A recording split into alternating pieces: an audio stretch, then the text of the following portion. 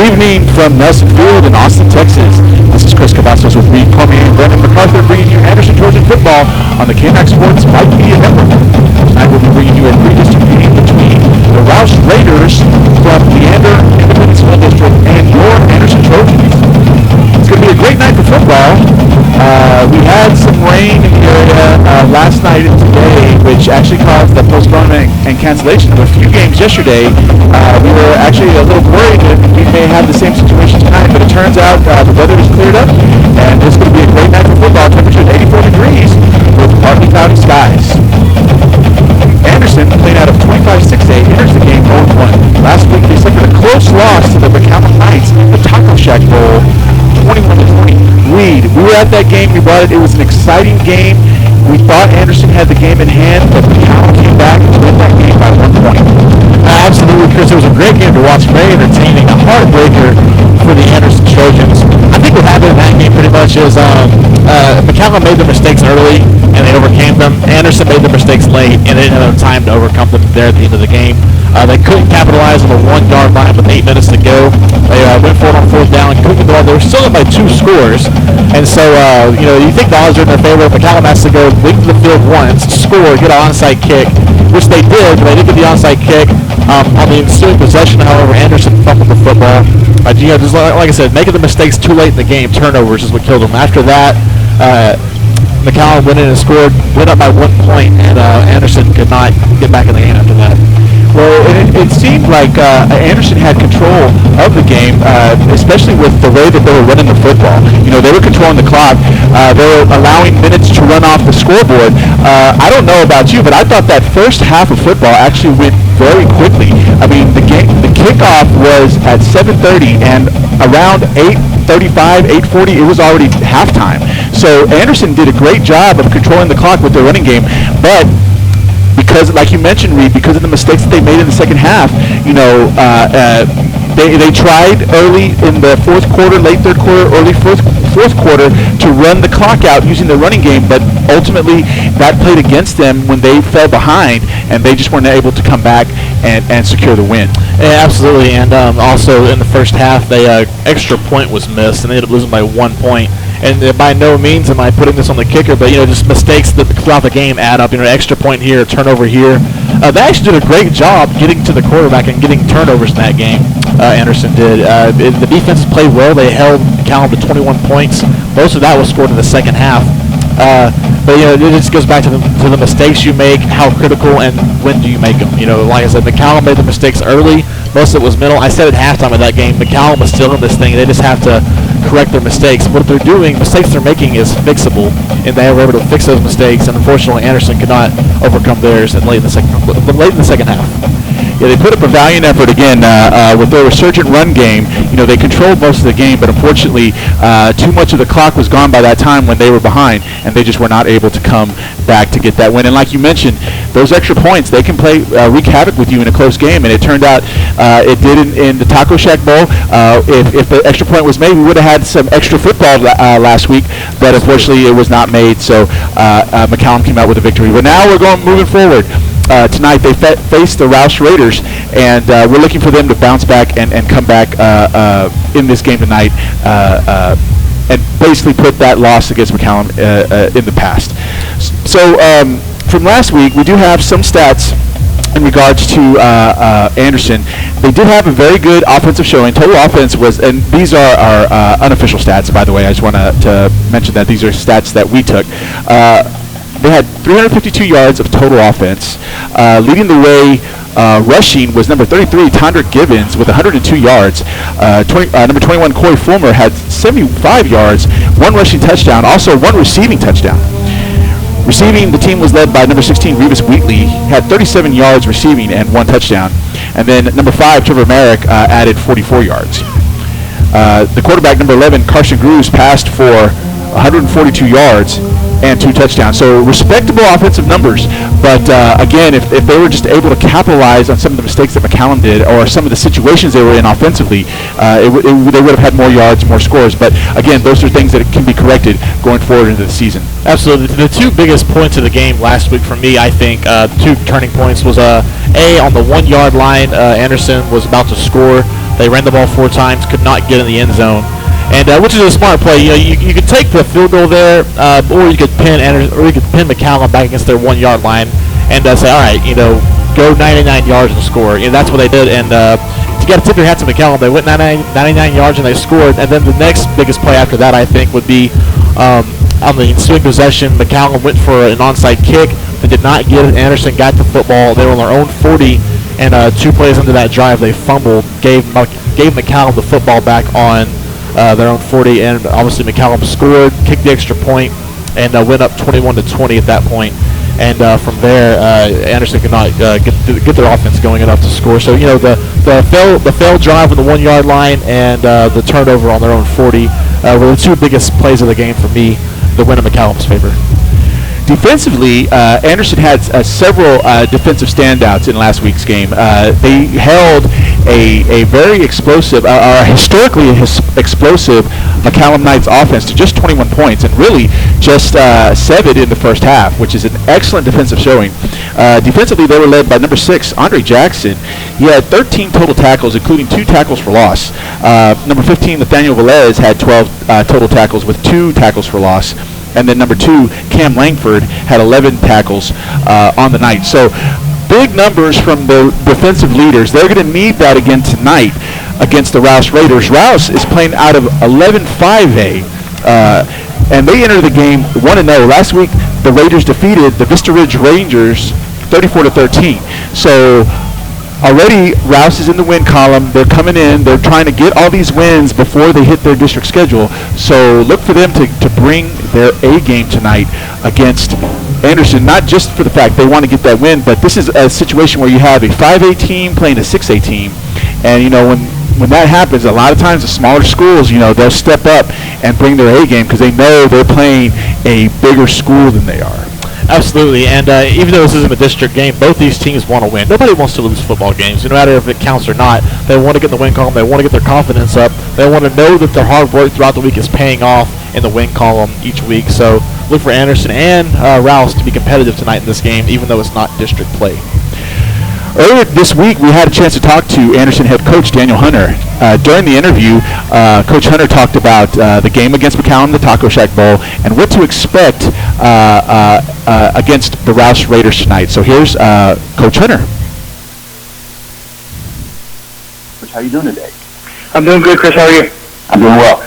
Well, the game last week, the Taco Shack Bowl against McCallum, was a barn burner, but unfortunately, the Trojans fell short, 21-20. Can you talk a little bit about that game and what you saw out of your team and some of the bright spots of that game against McCallum? Well, you're right. It was a barn burner. It was a great game. It was, 21-20. What a great rivalry. It was fun to be a part of.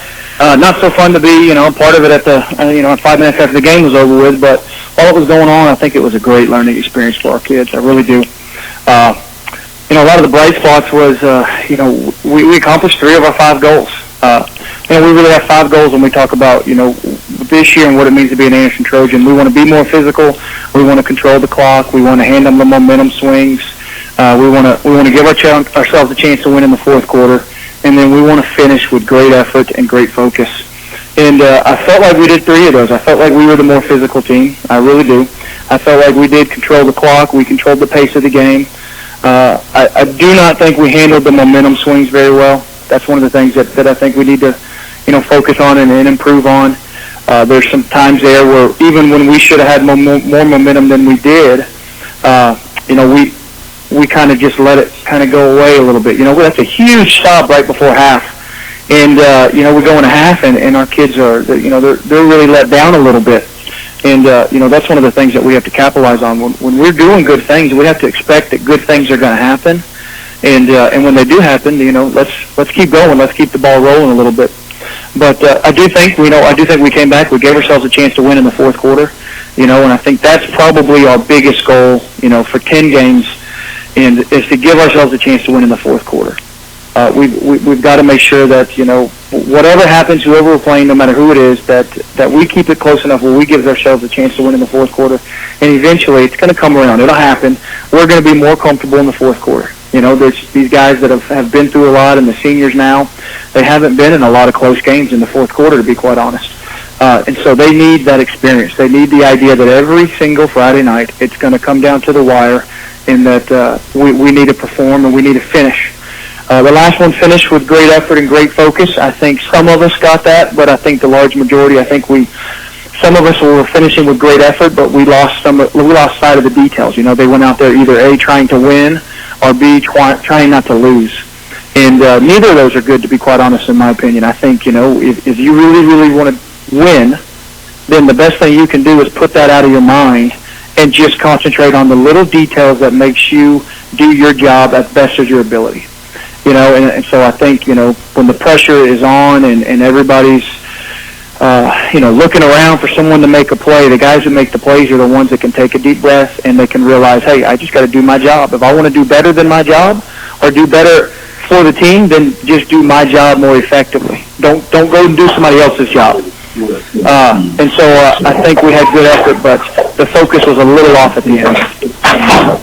Yeah, it seems like they were in a position to take the game, and it kind of fell off the rails. But I know that they're going to rebound this coming week. One point I wanted to focus on is I want to focus on it because we really didn't see it last year, but it's the resurgence of the Trojans' running game. It seemed like the running game performed very well. That's something that I know our listeners, fans of Anderson football, really didn't see too much of last year, but it looks like the rushing train is going full bore going forward. Can you talk a little bit about how you felt about the running attack versus McCallum? Absolutely. I think the offense did a great job. I feel like we moved the ball the way we wanted to move the ball. We really had 0 3-and-outs. Think about that for a second. 0 3-and-outs. In the last year or two, that we can't. We couldn't sit here today and say that we had 0 3-and-outs last week. The offense did a great job of moving the ball at will. They really did. They moved it up and down the field. But there towards even the first drive and then right at the end, right there, kind of didn't punch it in. But that's going to come with time. We really feel like that's going to come with time. It's something that we got to gain confidence in. That we know that we're going to run the ball. Keep the clock moving. We're going to shorten the game. That's our game plan. It's not a secret. That's what we're trying to do. We're trying to make sure that we give our absolute greatest effort we can for 60 or 65 plays on offense, and the same on defense. We don't want to get in a shootout. We don't want to go 90 plays with anybody else.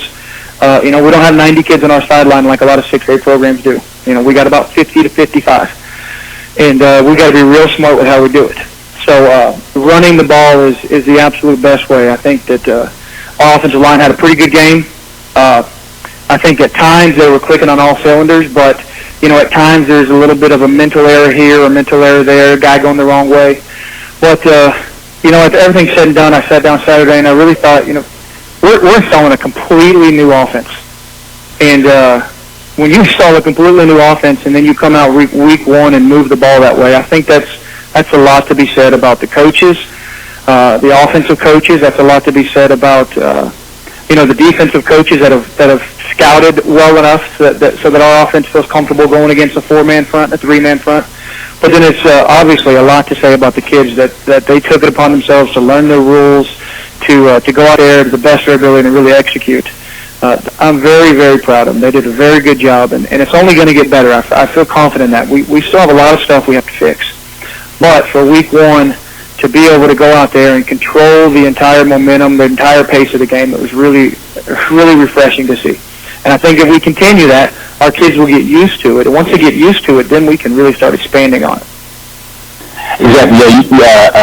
You guys really control the clock. I mean, and you talked about shortening the game. I mean, me and my color analyst Reed, we looked up over at our watches when it was the end of the first half, and it had only been about 50 minutes, 55 minutes. So that was a fast first half of football. So you're doing a great job controlling the clock and bringing the running game back to, I guess, a level that I've never witnessed at Anderson before. So good job. Kudos to you guys for doing that. So that was a look forward to this Friday's game against Rouse. They come out of 11-5A. They had a big win over Vista Ridge, 34-13. What do you see in Rouse that you guys are going to have to focus on so that you can be successful against them? Well, offensively, Rouse is very athletic. I mean, very athletic. Their running backs are athletic. Their skill guys are real athletic. The quarterback's a good runner. I think he went for over 1,300 yards last year throwing the ball. Plus, I think he's a very good runner. So just offensively, they're really athletic. They're going to be spread. A lot of what they're doing is spread in 10 personnel, some 20 personnel. So, that's going to be a challenge for us as far as, trying to match athlete for athlete. So we've got to have a good scheme going on defensively to make sure that we're putting our kids in a situation that we feel like that's the best possible situation we can to go win the game. And the best defense sometimes is the fact that our offense will be on the field, and our offense will be on the field for long times. Sometimes the best way to spread people out of a rhythm is don't give them the ball to give them a chance to be in a rhythm. If the offense can get the ball and take the ball and eat up 8 minutes and take 15 real life minutes to do it, then it's hard for spread teams to get in that rhythm, and spread quarterbacks to get in that rhythm, and running backs to get in the rhythm, and things like that. So I think that really that's the key to the victory. The key to the victory is going to be us again being able to control the pace of the game and the clock offensively, and the defensively is going to be putting our kids in the best situation where we can be successful. All right, Coach. Well, I'm looking forward to Friday's game. Good luck to you guys, and we'll talk to you next week. Thanks a lot, Coach. Hey, thanks, Chris. Have a good one. Vype Media is the state's most comprehensive high school sports media outlet, covering UIL, private schools. Vype has been in Texas for over a decade. Visit their website at Vype, VYPETexas.com. And also pick up your Vype magazine today. Get in the game with Vype Media.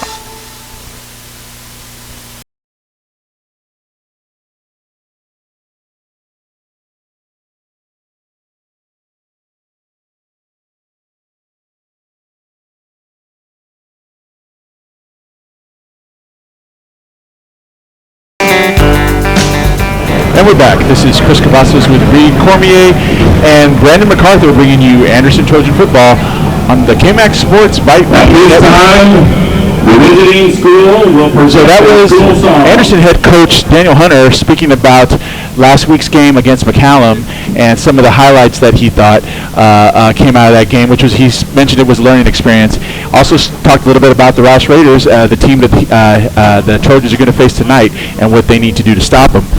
Coaching the Trojans along with Coach Hunter are Roderick Thompson, Cecil Johnson, Ron Davis, Mike Maldonado, Jeff Rogers, Mike Peterson, Coach Satcherall, Eduardo Esparza, and Kenny Matthews. Trainers are Mike Busby and Amy Nago. Rouse's head coach is Joshua Mann. Offensive coaches are Wes Cowling, Corey Elrod, Lawrence Bailey, Dan LaPaglia, Sam Clark, Brad Brendan Sound it out. Chase Richardson, Kevin Ellison, Chad Crimpin, Leigh Benton, and Josh Harris. So currently now they're playing the school songs for the respective schools. Rouse being the visitor, they're going first. And then Anderson will play their school song after Rouse.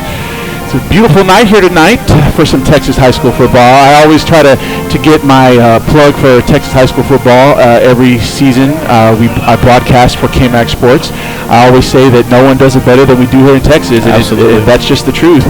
I mean, we come out here, it's not just football, it's the bands, it's the drill team, it's the cheerleaders, it's the mascots, it's the parents, it's the student sections. I've seen high school football games across the entire nation, and I can tell you honestly that we do it the best here in Texas. Absolutely. And this weekend is going to be a great weekend for football all around the country. Last night we had the kickoff to the NFL season. The Philadelphia Eagles beat the Atlanta Falcons 18-12. And then tonight, obviously, high school football around the country. Tomorrow, college game day. And then on Sunday, we'll have the rest of week 1 in the NFL. But tonight, in Austin, Texas, it's all about the Anderson Trojans and the Rouse Raiders. You can see the players getting ready outside warming up while the Anderson band plays their school song. And all around football this weekend is finally getting cranked up. Fall's back in gear. It's not 100 degrees outside anymore. So things are looking up in the state of Texas. So again, Anderson plays out of 25-6A. They are a 19 district, so they will only have 2 non-district games on their schedule. They played McCallum, and now they'll play Rouse. And then district play starts next week here at Nelson Field as your Anderson Trojans will take on the Del Valley Cardinals. We'll have that game for you here on KMAX Sports. Pregame will be at 7 o'clock with with kickoff at 7:30. So here's the other games that are happening in 25-6A. The Del Valley Cardinals will take on the Conley Cougars. That game will kick off at 7:30. Lehman will take on the same McCallum team that defeated Anderson last week. That kickoff will be at 7:30. I believe that's going to happen at House Park. And those are the only 2 games I have for 25-6A on the schedule. But other games happening in the Central Texas area. LBJ will take on Los Fresnos. Crockett will take on Gonzales. Lanier will take on Smithville. Travis will take on Waco University. Elgin will take on Brian Rudder. Brenham will take on Waller. Some TAPS action. St. Michael's will take on Blanco. Harker Heights will take on Stony Point. Coppers Cove will stand by. I had a technical difficulty here. Coppers Cove is going to take on the Maynard Mustangs. Seguin, it's going to be Seguin versus New Braunfels. Burnett will take on Marble Falls. Weiss, the new high school out of Pflugerville ISD, will take on Canyon Lake. Another private school action, Austin Saints, which is a combination of the schools St. Stephen's and St. Andrews, will take on Addison Greenhill. Pflugerville will take on Leander. Clean Ellison will take on Vandergrift. The big game tonight in Central Texas, though, will be Liberty Hill against Hutto. You have state powerhouse Liberty Hill taking on an offensive juggernaut in the Hutto Hippos. That's going to be an excellent game. Cedar Park will take on Cedar Ridge. This game was actually rescheduled from last night due to weather. Austin High will take on Westwood. Westlake takes on Cypress Ranch. Bowie will take on San Antonio Madison. Here's another, here's another 25-6A game. The Hayes Rebels will be taking on the Dripping Springs Tigers. Cedar Creek will take on Aikens. They put all the 25-6A games at the end of the list. The Aikens Eagles will take on the Cedar Creek Eagles. It's going to be the battle of the Eagles there. Waco High will be taking on the Georgetown Eagles. Eastview High School will be taking on New Braunfels Canyon. McNeil will be taking on Glenn. That's another KMAC broadcast. Back to TAPS action. Hyde Park will be taking on Comfort. Belton takes on Round Rock, another KMAC game. And then Lake Travis will take on Mansfield Summit. Last night, these are finals. The Killeen Kangaroos defeated the Vista Ridge Rangers 43-6, and the Bastrop Bears defeated the Reagan Raiders 61-3. Henderson versus Smithson Valley was canceled due to weather.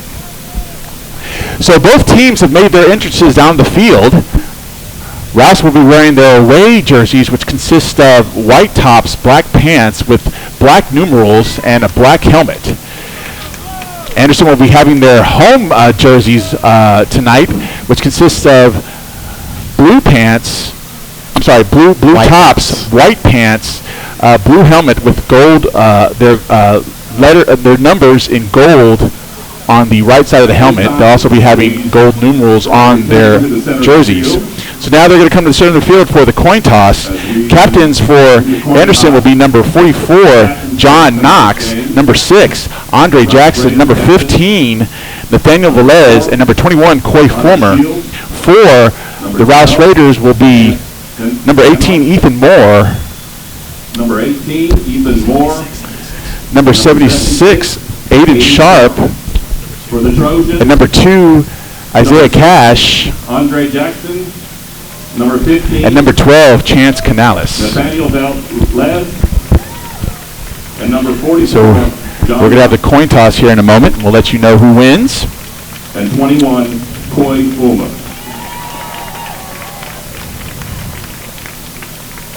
So Rouse will call. It looks like Anderson won the toss. And they have deferred. It looks like it looks like they're going to take the ball. Anderson will take the ball. Yes, they will receive the ball. They will be the east side end zone, which is the end zone if we're looking from the home side on the right. They'll be attacking from the right going left. Rouse will defend the left side end zone, the west side end zone. That's how they'll start the first quarter play. Line judge Michael.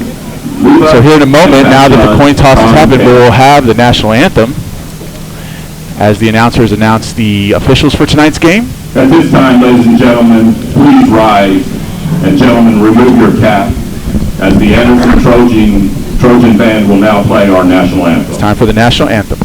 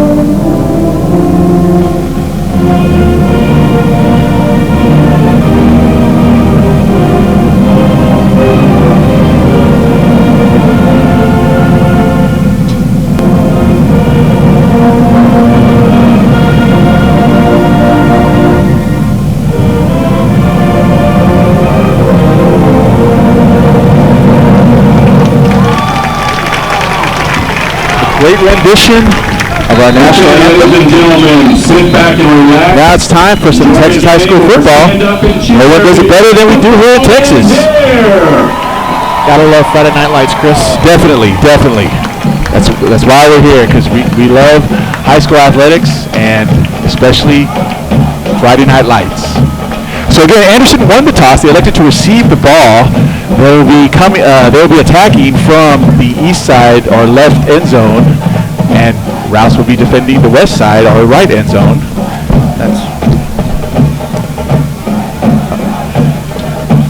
Sorry, I got them mixed up. Anderson will be coming from the right, the east side end zone, and Rouse will be defending the west side or left end zone.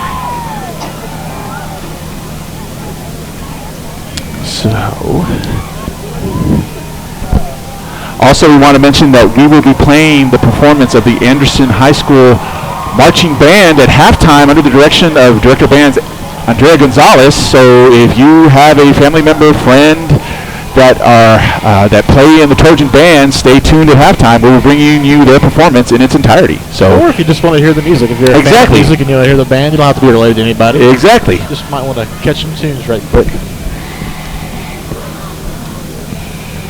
So we're waiting for Rouse's kickoff team to hit the field. Do you know, Chris, off the top of your head, who's going to be returning for the Anderson Trojans? I believe it's going to be number 21, Coy Fulmer, and number 6, Andre Jackson. That's who returned last. That were primary returners last week. You mentioned earlier while the Anderson Trojans were warming up on their offensive sets, you noticed number 7, Joey Barron, was warming up with the first-team offense, and you hinted that maybe it was due to Revis Wheatley, who had gone down the previous week. So maybe we get to see a little bit of Joey Barron tonight on the offense, number 7, the running back for the Anderson Trojans. Hopefully Revis Wheatley is all good. Maybe he's back to full health, but if we get to see a little bit of Joey Barron, I'm sure he won't disappoint us. And actually returning for the Anderson Trojans will be number 21, Coy Fulmer, and also instead of Andre Jackson, it will be number 5, Trevor Merrick. Kicking off for the Rouse Raiders will be number 13, Braden Skinner. We saw last week, Revis Wheatley is one of those guys. He's a great runner, but he's more of a pass-catching runner than some of the other guys on the team. He caught, I think, 37 yards last week for the Anderson Trojans, which is a high in yardage. Didn't get a touchdown, though. He also had he did have a touchdown. He had a good amount of rushing yards as well, but he did score a touchdown for the Trojans. Raiders. So here's a kick for Skinner, and it's going to be fielded by Merrick at the 6. He's on that far sideline, and he's going to be brought down at about the 21-yard line, and that's where Anderson will start the first series of this game. We're actually going to give it to him on the 22. Good placement by the kicker for the Rouse Raiders. Got it back in the left pylon of the end zone. Merrick was able to bring it up 20 yards. Good return. So there's actually a flag on the play. It was offsides on Rouse. So give him an extra 5. This ball is going to move up to about the 27-yard line.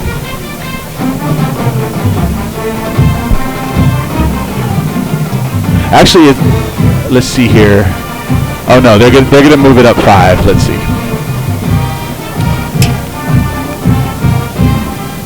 Legal procedure on the Raiders.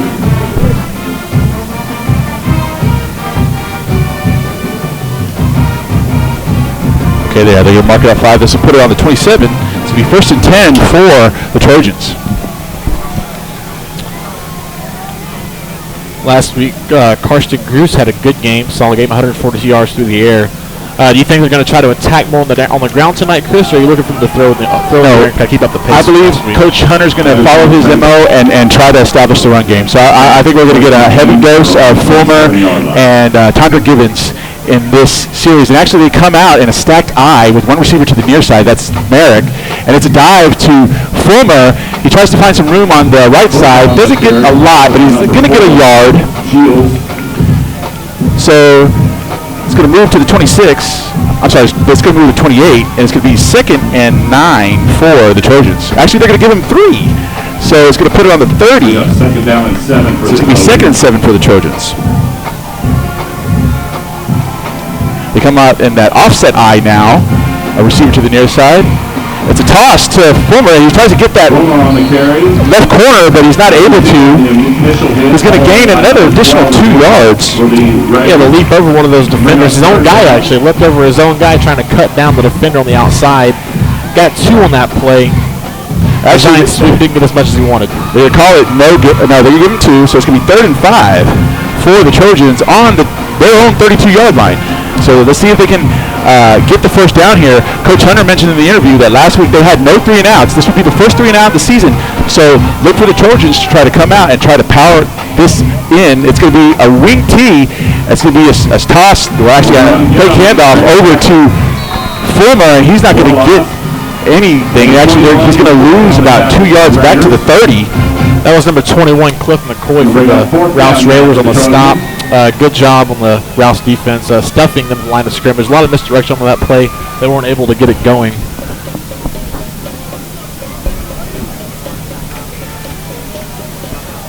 So the Trojans will punt the football. Punting the ball will be number 5, Trevor Merrick. Punting duties for the Trojans.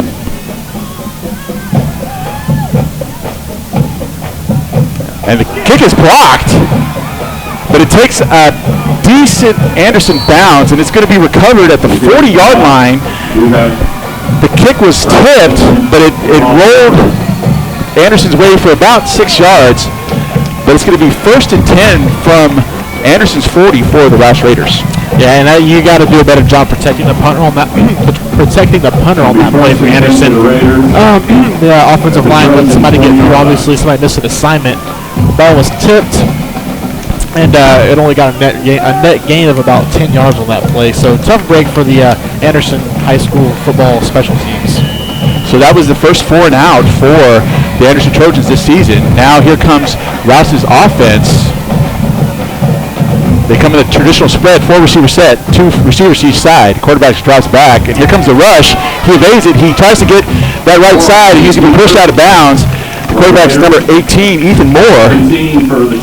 Number 99 got the pressure on the left side of the offensive line. Akey Hausman flushed the quarterback out of the pocket, forced him to the outside, where he was forced out of bounds. No gain on the play. Good job by Akey on that play, getting pressure to the quarterback.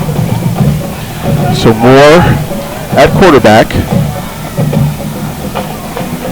Oh, it looks like they drew Anderson offside. Here comes the flag. Free play for Rouse. Rouse throws it. It's almost intercepted by Andre Jackson. However, it wouldn't have mattered because Anderson was offside, so give him 5. Yeah, you got to hold your water on that play if you're Anderson. You got to stay until the football moves. Patience. Got to have it. So it's going to be 2nd and 5 for the 35 for the Rouse Raiders. And those are the type of plays mentally in the start of the game you got to overcome that. You know, you're about to if you stop them on this next play, it's 3rd down and long. You give them 5 free yards. Now it's 2nd down and short, or 2nd down and mid, I guess. It's a you got to be able to stop them and hold the water on that play to keep your momentum on defense going. So Rouse comes out, 3 receivers to the near side, 1 to the far side, and another Anderson player looked like they jumped, but they didn't throw the flag. It's a toss. It's complete to number 8. Bailey Sowell on that completion down to the. I'm with you, Chris. I thought Anderson jumped off sides again on that play, but they did not throw a flag. So they're going to be down at the 16-yard line. Wouldn't have mattered anyway. Rouse would have declined had the flag been thrown. Again, another 4 receiver set, 3 to the near side, 1 to the far side, 1 back in the backfield. That's number 6, Tavian Tate. More in the shotgun.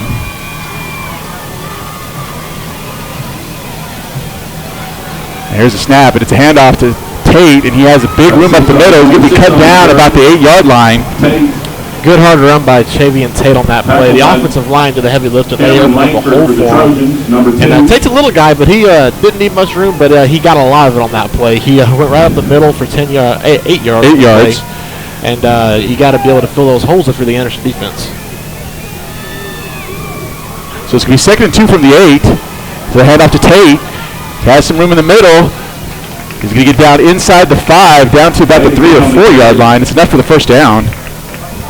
Yeah, you can definitely tell Anderson is on their heels defensively after that big long pass play. They're not committing those safeties to the run. Instead, they're spreading out their defense to play Rouse's game. So the last 2 run plays, they burned them. It's going to be 1st and goal from the 5-yard line for the Raiders. 1 receiver to the near side, 3 to the far side. Tate in the backfield, and it's going to be a quarterback sneak for Moore, and it looks like it's going to be for no gain. Tackled by number 32. Actually, it's going to be a gain of 1. Actually, no, so they're going to say no gain.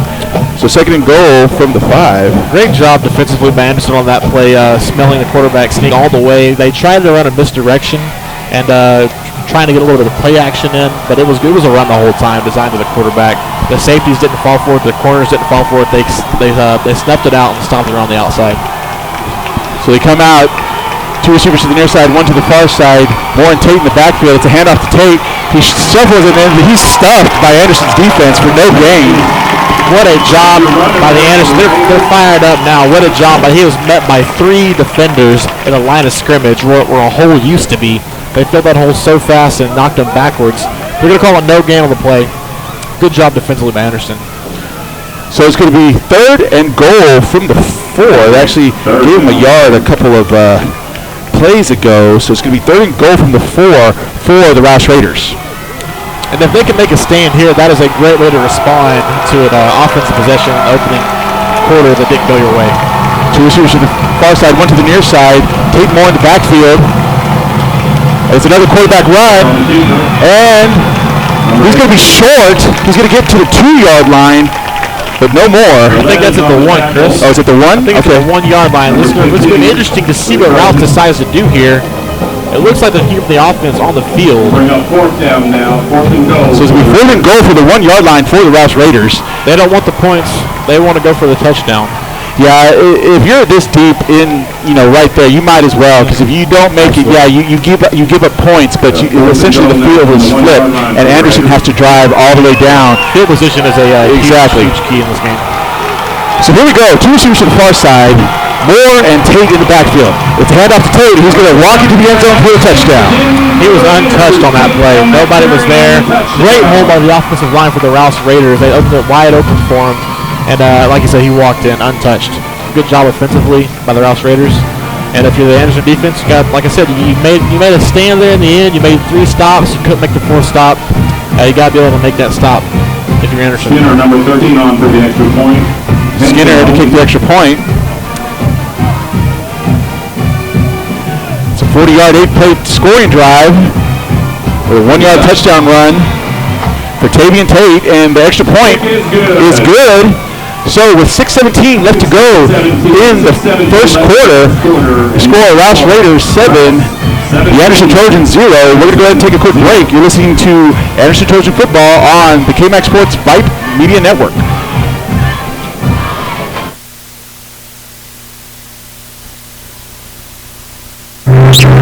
Sound off. Tell us what you think right here on Twitter at KMAX Sports.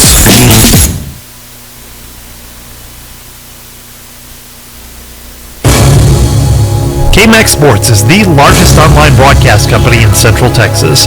How large is that? We're like the biggest, most beautiful field of bluebonnets you can imagine. Except we're not going to play sports here because they're bluebonnets. What, are you crazy? We'll get some nice pictures before we go, though. Hey kids, just sit down over there. Yeah, right in the middle of them. Smile. Perfect. Well, we'll send this one to Grandma. Bringing your teams to you since 2003. We are KMAX Sports.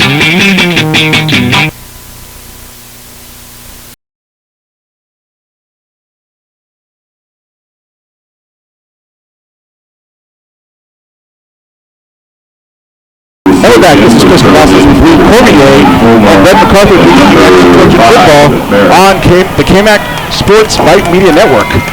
So a 40-yard touchdown drive for the Rouse Raiders puts them on top early, 7-0. They'll be kicking off to Anderson here, see if Anderson can answer that score. And that was a good job by Rouse capitalizing on the muffed punt by the Anderson Trojans. They weren't able to get the punt off cleanly. The Rouse Raiders tipped it and got the ball on their own 35-yard line. Or actually, no, their own 40-yard line. 40-yard line.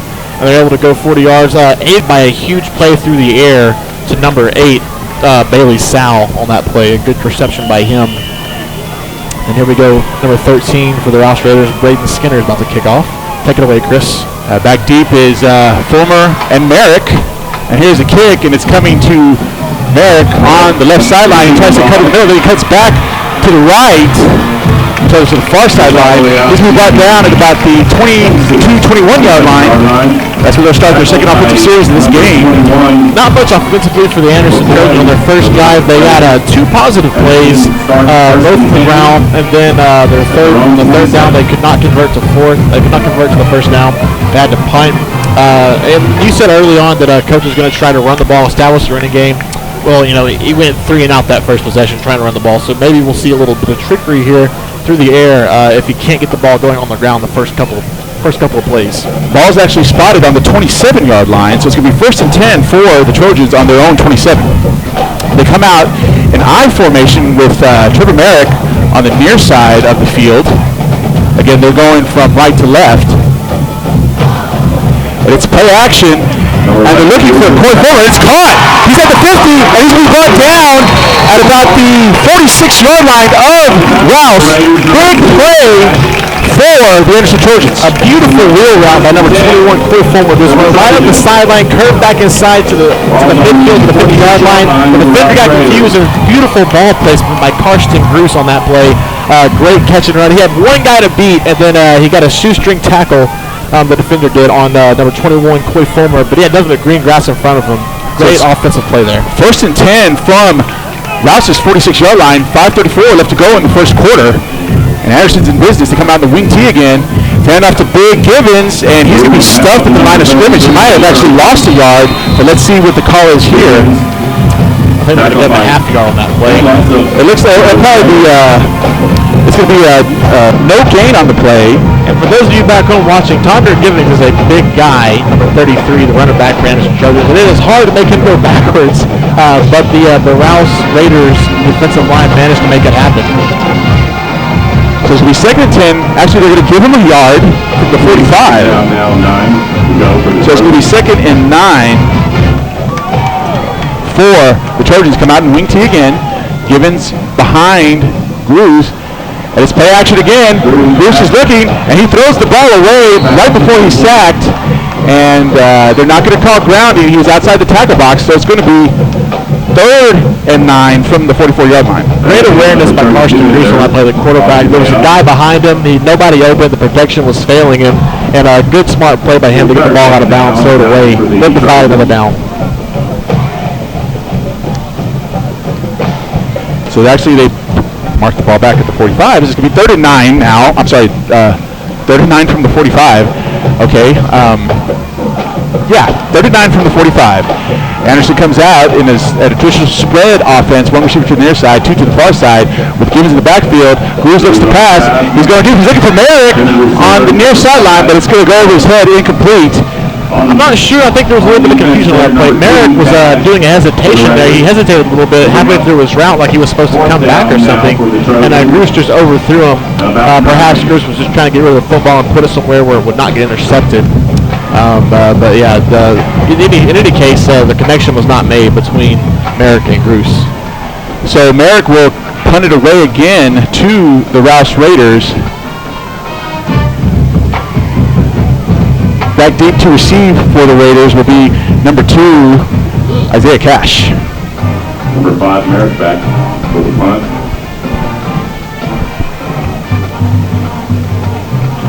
Here's the punt, and he gets it off. He's going to take a big-time Anderson roll down to about the 5. Cash picks it up, and he's going to be tackled upended at the 15-yard line. That was Jordan Huddleman's tackle, number 1 for the Anderson Trojans. Great tackle, low to the legs, got him a flip, actually. Good textbook defense, punt coverage on that play by the Anderson punt team. So it's going to be 1st and 10 for Rouse on their own 15-yard line. Definitely better field position on Anderson's case defensively here. Got to understand the first offensive drive for Rouse was in Anderson territory on Anderson's 40, so a much better position for Anderson's defense here. I call that a win offensively for Anderson. Obviously, you want to score every time you play, but every time you play offense. But if you can just pin them back in their own territory, you're doing something right. So Moore, a quarterback in a shotgun. He's looking to throw. He throws up the middle. It's complete. A.J. Ferris with the catch. It looked to me like number 71 for the Anderson Trojans. Brazil got held on that play coming on the outside. No flag was thrown. It's going to be 2nd down and short now for the Raiders. It's going to be 2nd and short, so 2nd and 2, or 2nd and 1 from the 23. Actually, 2nd and 2 is a handout to Tate, and he's going to be tackled at about the 25-yard line for a gain of 2. That should be enough for the 1st down. Houseman on the tackle for the Trojans. Good solid offense so far from the for the Rouse Raiders on both their first 2 drives. 1st down for the Raiders. So it's going to be on the 25-yard line, 1st and 10 for the Rouse Raiders. They keep trying to draw off Anderson with a hard count. Rouse has 3 receivers to the near side, 1 to the far side. More in the shotgun, and Tate offset him. If you're the defensive line coach, you got to be in those guys' ears. Tell them to stay calm until the ball is snapped. Here's snap. Moore looks to pass, drops back. Here comes a rush. He throws. He's looking for Tate on the far sideline, but it falls overhead incomplete. Cameron Langford looked like he had a shot to get that ball on the pass. Got there just a little bit too late, though. So it's going to be 2nd and 10 for the Rouse Raiders from their own 25. 2:59 left to go in the first quarter. Rouse on top of the Anderson Trojans, 7-0. So Rouse looks like they're going to come out. 3 receivers to the near side, 1 to the far side. Again, Moore in the shotgun. They have another running back there now. And Moore's looking to pass. And here comes a rush, and he evades it. He's throwing up the middle. It's caught. Mark Mateo. That was a good job by the quarterback getting out of the pocket on that play. The pressure was surrounding him. The pocket collapsed. But he had good awareness to get out of the pocket and make a good throw. Looked like Aaron Rodgers on that play. Throwing off his outside foot. It's 1st and 10. They're on 47. 2:37 left to go in the first quarter.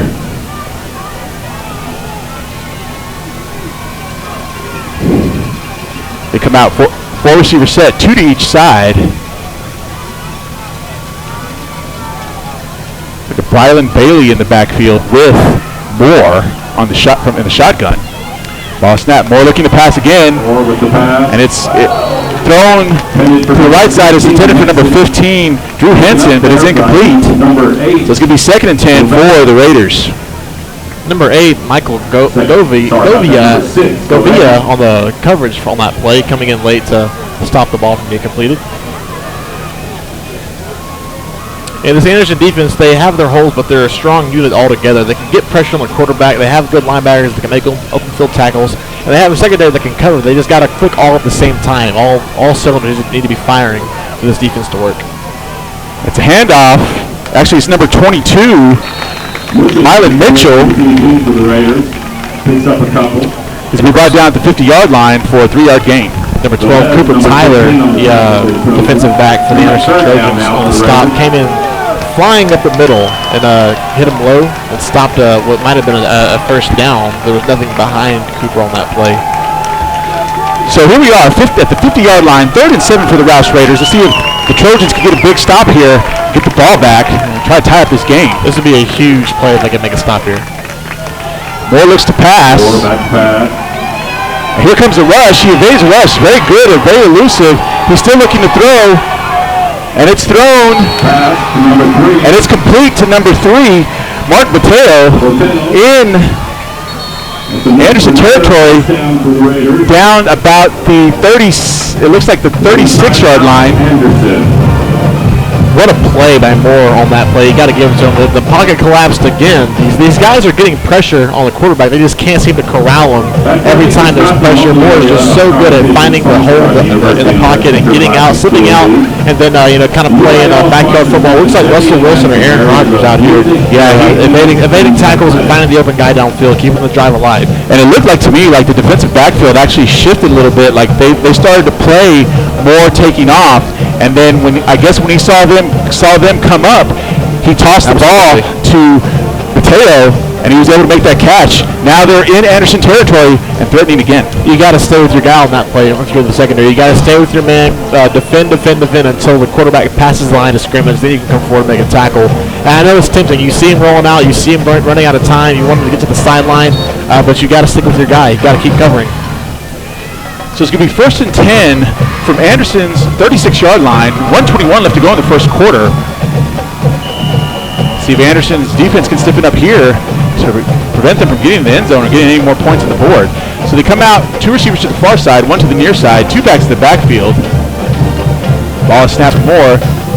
And he's going to take off. He tries to flip that right side, but he doesn't make it. But he's going to gain a few yards. It looks like he's going to gain about 4 yards. That was a design quarterback keep all the way, not an option. He knew that hole was not going to be open up the middle. He kept it himself. Took it outside for a gain of 3. So it's going to be 2nd and 7 for the Rouse Raiders.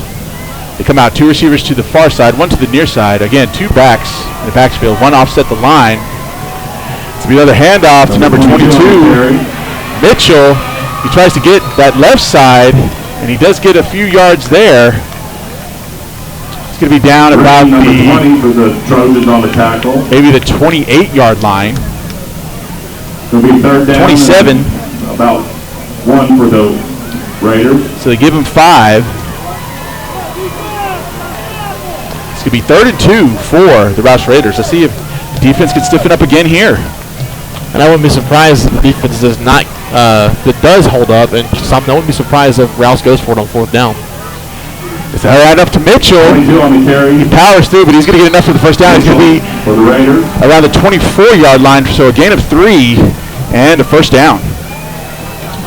75. I think the offensive line for Rouse is just getting really good pushback on this play. They're handling the Anderson Trojans defensive front up front, and you gotta tough it up a little bit if you're Anderson and hold your ground, push back, be smart if you can't get around the block. Don't let yourself get blocked if you're a defensive lineman. Maybe take on a block and hold up a hole for a linebacker. You got to change something up though, because right now they're slicing through the defense like a knife through butter.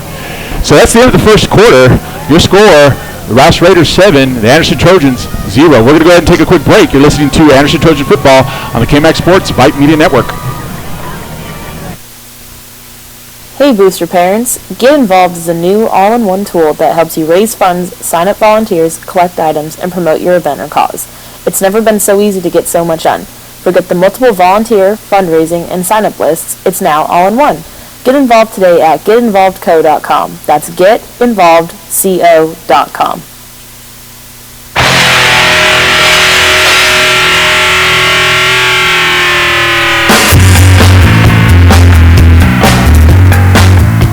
And we're back. This is Chris Cavazos with Reed Cormier and Brandon MacArthur bringing you Anderson Trojan football on KMAX Sports. So the team will flip the field. Now Rouse will start attacking from right to left. And here they are on Anderson's 24-yard line. Ball is snapped. Moore back to pass. He's looking. He has a man in the middle, and it's caught. Number 15, Henson. Number 15. Touchdown Raiders. For the Rouse Raiders. And the score. And that's just a breakdown defensively there. You got to be able to know your assignment, know who you're guarding, know who you're blocking or who you're trying to get off the block from. And they just kind of a group failure on that position. Do better next time for Anderson. Number 15. So Skinner for the point after. Here's the kick. It's up. And it's good.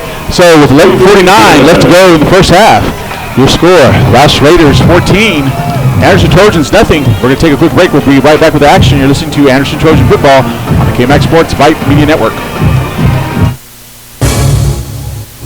KMAX Sports is the largest online broadcast company in Central Texas. How large is that? Well, just imagine inner space caverns, if it was full of sports. Okay, so which way to the game? Man, it sure is dark in here for sports. Dang it! Ow! Oh, that hurt. Bringing your teams to you in the stadiums, ballparks, in gymnasiums, where they belong. We are KMAX Sports.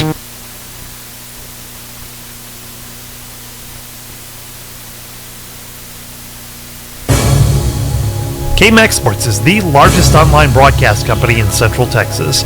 How large is that? We're like the biggest, most beautiful field of bluebonnets you can imagine. Except we're not going to play sports here because they're bluebonnets. What, are you crazy? We'll get some nice pictures before we go, though. Hey, kids, just sit down over there. Yeah, right in the middle of them. Smile. Perfect. Well, we'll send this one to Grandma. Bringing your teams to you since 2003. We are KMAX Sports. And we're back. This is Chris Cavazos with Reed Cormier and Brandon MacArthur bringing you Anderson Trojan Football on the KMAX Sports Vype Media Network. So another score there from Rouse. Correct me if I'm wrong, Chris, but I think Anderson has only had one first down so far in this game, and they've got to do better offensively. Their defense is not getting much of a break with these quick offensive drives that Anderson's having. That was an 85-play drive. 85-yard drive for a score. And the ball is dropped by Merrick on the kickoff. He makes it back to the 20, and he's going to sneak it through the 25. He's going to be brought down about the 27. A big run there by Trevor Merrick. Way to make something out of nothing. He fumbled the initial kickoff. He didn't catch it. Rolled forward, he picked it up and made something out of it. Probably up to the 25. We're getting to the 26, it looks like, at 27. Yeah, it's going to be 1st and 10 from the 27-yard line. The 9-play, 85-yard drive for the Rouse Raiders on that touchdown drive. Let's see if Anderson can answer. It looks like we have a new quarterback in there for Anderson. That's number 10, Scott Del Bosque. And he hands off to Corey Fulmer. He has some room on the right side. He's going to be brought down about the 38-yard line. Good run by Corey Fulmer. Got to the outside quick, met some opposition, was able to change directions and miss the first tackle, get an extra few yards for the first down.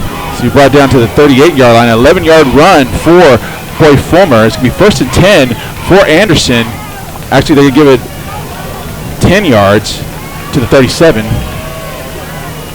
1st and 10 for the Trojans. Oh, and it looks like an offensive lineman jumps, so move them back 5. You got to be more disciplined than that. You got to be able to hold your water, know the snap count, and those are the type of things that are costing Anderson drive. Just middle errors. They can fix this. It's not like they're being dominated out there themselves. That was actually big number 74, Jeremiah Byers. Actually, no, they're going to wave it off because the ball wasn't in ball wasn't in play. So it's a handoff to Fulmer. There's a big hole in the middle. Oh, he's got him at 50. He's gone. He's gone. 30, 20, 10. Touchdown, Trojans. Yes. Big play. What a run. for the Trojans. The crowd's into it. You can hear right off the bat. Great job on the offensive line. You make a mistake, you back your team up 5 yards. The next play, the offensive line creates a hole I could have drove a truck through, and Corey Fulmer does the rest with his legs. Outruns the entire defense. What was that? Was 60-something yards? 63 yards. 63 yards. Great run by Corey Fulmer. I didn't know he had that kind of wheels on him. No, he has Look at him go. He has power and speed. He wasn't the leading rusher for this Trojan team last year for nothing. And there he showed what he had right there. Outstanding run by Corey Fulmer. Number 62. Well, Nasser, the kick is up, and it's good. And just like that, we have a ball game with 10:41 left to go in the first half. Your score, the Rouse Raiders 14, the Anderson Trojans 7. We're going to take a quick break and bring you right back to action. You're listening to Anderson Trojan Football on the KMAX Sports Vype Media Network. Hey Booster parents, Get Involved is a new all-in-one tool that helps you raise funds, sign up volunteers, collect items, and promote your event or cause. It's never been so easy to get so much done. Forget the multiple volunteer, fundraising, and sign-up lists. It's now all-in-one. Get involved today at getinvolvedco.com. That's getinvolvedco.com.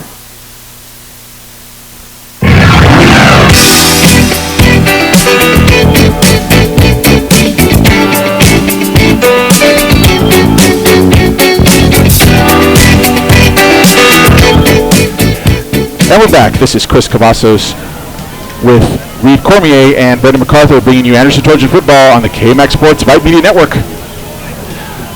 As a two-play, 73-yard drive for the Anderson Trojans, which included a 63-yard touchdown run by Corey Fulmer to cut the lead in half.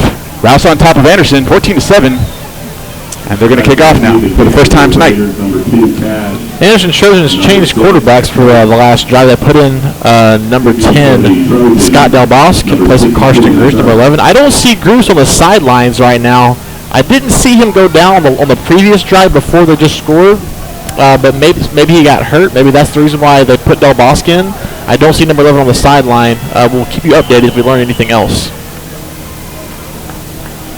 Tate and Cash back deep to receive for the Rouse Raiders. Nasser to kick off for the Trojans.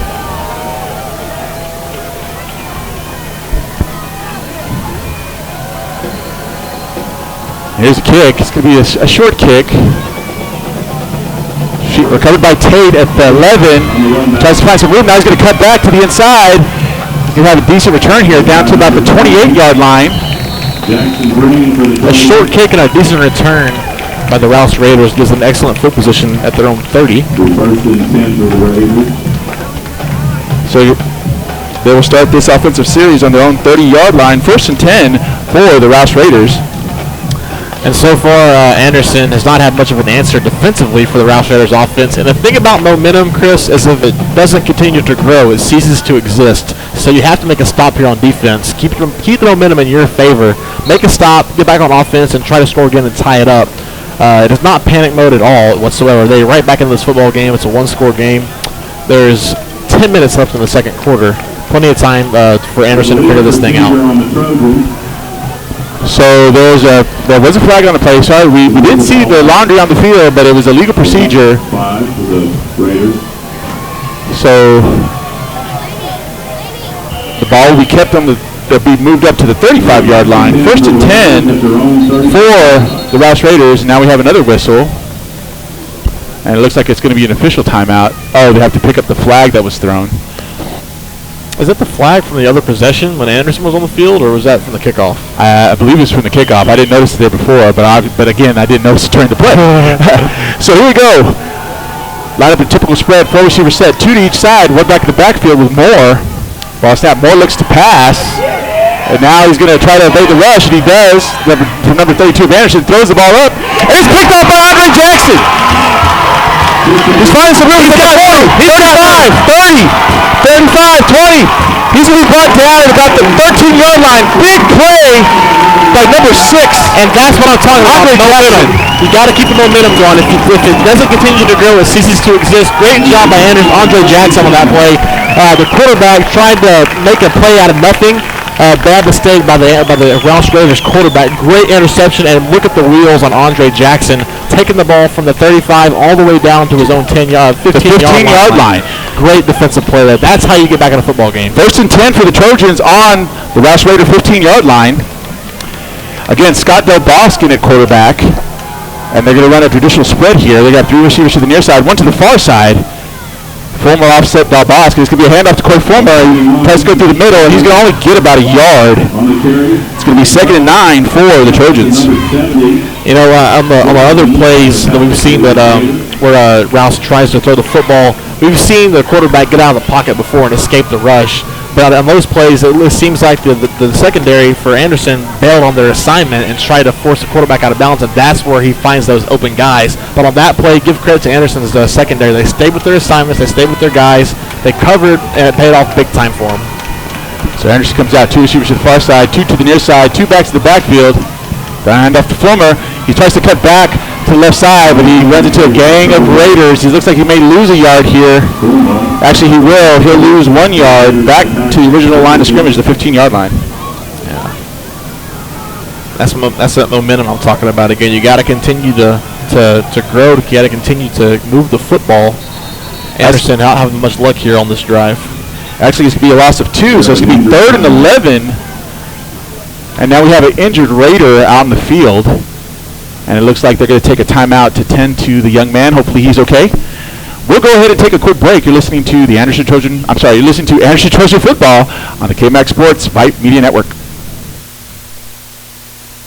Socialize with us. You don't have what they call the social skill. On Twitter at KMAX Sports, or catch us on Facebook. Search KMAX Sports. Just another way KMAX Sports is bringing your teams to you. KMAX Sports is the largest online broadcast company in Central Texas. How large is that? Well, imagine a downtown condo tower if it was full of sports. But first we'll have to evict the hipsters. Not cool, man. Not cool. But don't worry about them. They won't starve. There's plenty of food trailers left on Rainy Street. Oh, what's that? They ran them all out? Aw, poor hipsters. Bringing your teams to you since 2003. We are KMAX Sports. KMAX Sports is the largest online broadcast company in Central Texas. How large is that? Well, just imagine inner space caverns, if it was full of sports. Okay, so which way to the game? Man, it sure is dark in here for sports. Ah, dang it! Ow! Oh, that hurt. Bringing your teams to you in the stadiums, ballparks, and gymnasiums where they belong. We are KMAX Sports. Vype Media is the state's most comprehensive high school sports media outlet, covering UIL, private schools. Vype has been in Texas for over a decade. Visit their website at Vype, VYPE-Texas.com. And also pick up your Vype magazine today. Get in the game with Vype Media.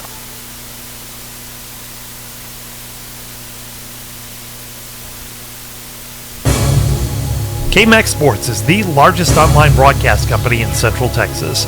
How large is that? Well, think Mopac Improvement Project. Except we're always on budget, our price never fluctuates, and we're always on time. I mean, are they ever going to finish this thing? Right this very second. I'm stuck northbound at 5th Street. Oh!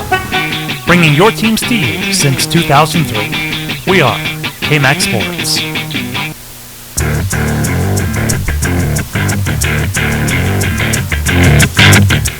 And we're back. This is Chris Cavazos with Reed Cormier and Brandon MacArthur bringing you Anderson Trojan Football on the KMAX Sports Vype Media Network. We go 3rd and 11 from the 16 for the Trojans.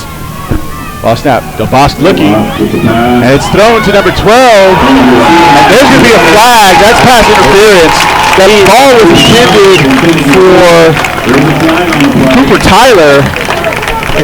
Tyler on that play was pretty much drugged to the ground by his defender. He had his guy beat.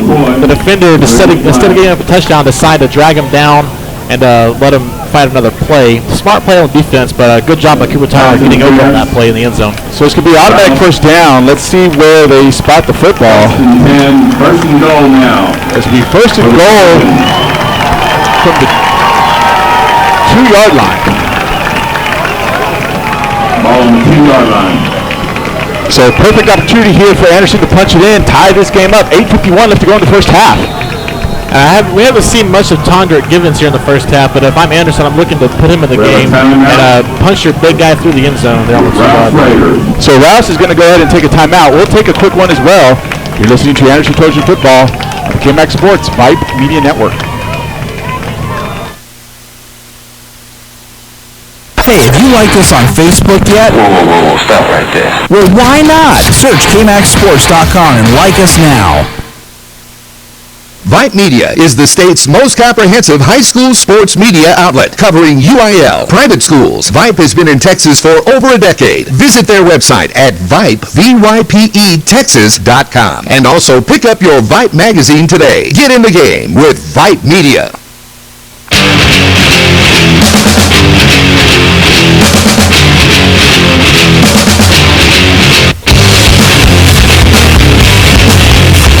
And we're back. This is Chris Cavazos with Reed Cormier and Brandon MacArthur bringing you Anderson Trojan Football on the KMAX Sports Vype Media Network.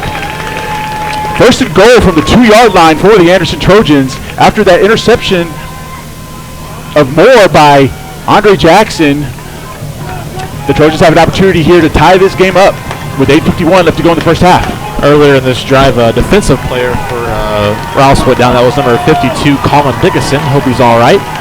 Let's get back to the action, Chris. So here he goes. First and goal from the 2. Again, Scott Del Bosque at quarterback. He's going to come up under center. 2 backs in the backfield.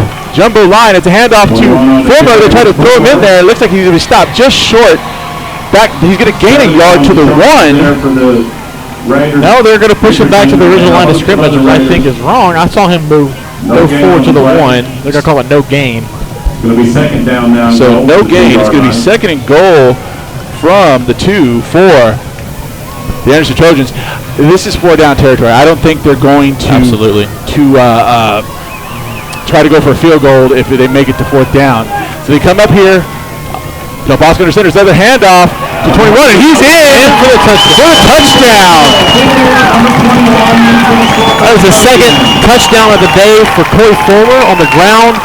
Great job keeping his legs turning. He had contact made with them before the end zone, but he didn't give up. He kept his legs moving. Great push by the offensive line. Great job not giving up on the play by Corey Fulmer and pushing the ball in for a touchdown. 13-14. Rouse Raiders up by 1. Let's see what happens after the extra point. Real simple. 5 plays, 15 yards. 2-yard touchdown run by Corey Fulmer. And they're 1 extra point away from tying this game up. Number 10. High snap. Kick is up. And it's no good. Another missed extra point for the Trojans.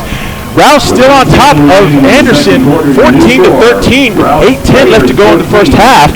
We're going to take a quick break. We'll come right back to action. You're listening to Anderson Trojan Football on the KMAX Sports Vype Media Network. Hey Booster parents, Get Involved is a new all-in-one tool that helps you raise funds, sign up volunteers, collect items, and promote your event or cause. It's never been so easy to get so much done. Forget the multiple volunteer, fundraising, and sign-up lists. It's now all-in-one. Get involved today at getinvolvedco.com. That's getinvolvedco.com.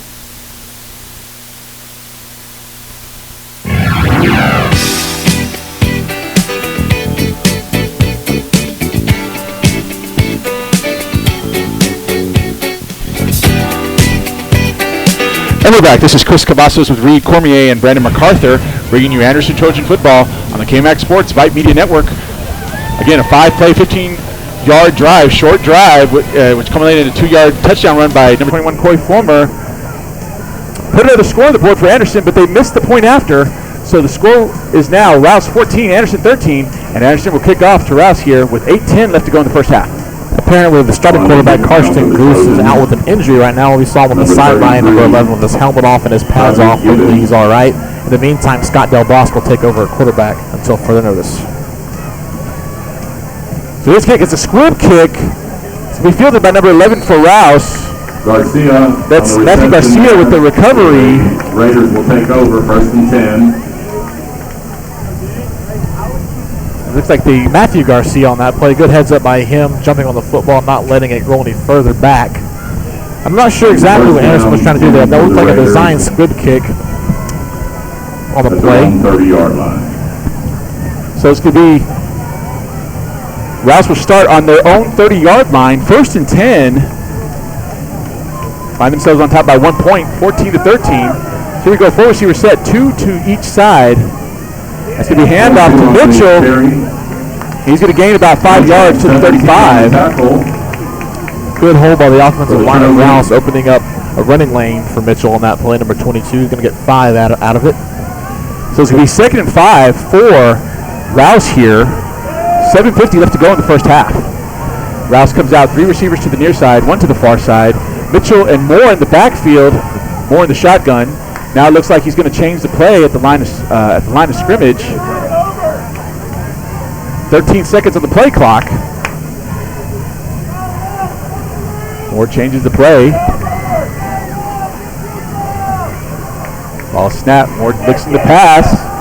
Going up the middle. It was intended for number 15, Henson, but it goes over his head, incomplete.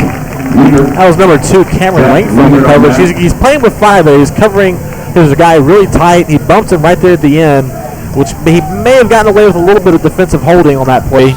He's got to watch it. That was close. He's lucky he didn't get called for that one. So that pass fell incomplete. It's going to be 3rd and 5 from their own 35-yard line for the Rouse Raiders. 7:19 left to go in the first half. Rouse comes out. 2 receivers to the near side, 1 to the far side. Mitchell and Moore in the backfield. The ball is snapped. It's a handoff to Mitchell. He tries to get that left corner, and he makes it, but there's a flag on the play. He's going to be brought down about the 48-yard line of Anderson, but let's see what this flag is. It's in the vicinity of holding, so let's see what the call is here. It is holding against Rouse. There were no blue shirts in the area on that play, and not think you know why. So it's going to move him back to their own 25-yard line. It's going to be 3rd and 15 for the Rouse Raiders. Rouse getting a little aggressive there on the offensive line, holding called against them. It won't be 3rd and 15. It will be 3rd and 10 because remember it was 2nd and it was 3rd and 5 on that play. Oh no, you're right. They're backing him up 10, not 5 yards. They backed him up 10 for holding. So it's going to be 3rd and 15. My ball, Chris.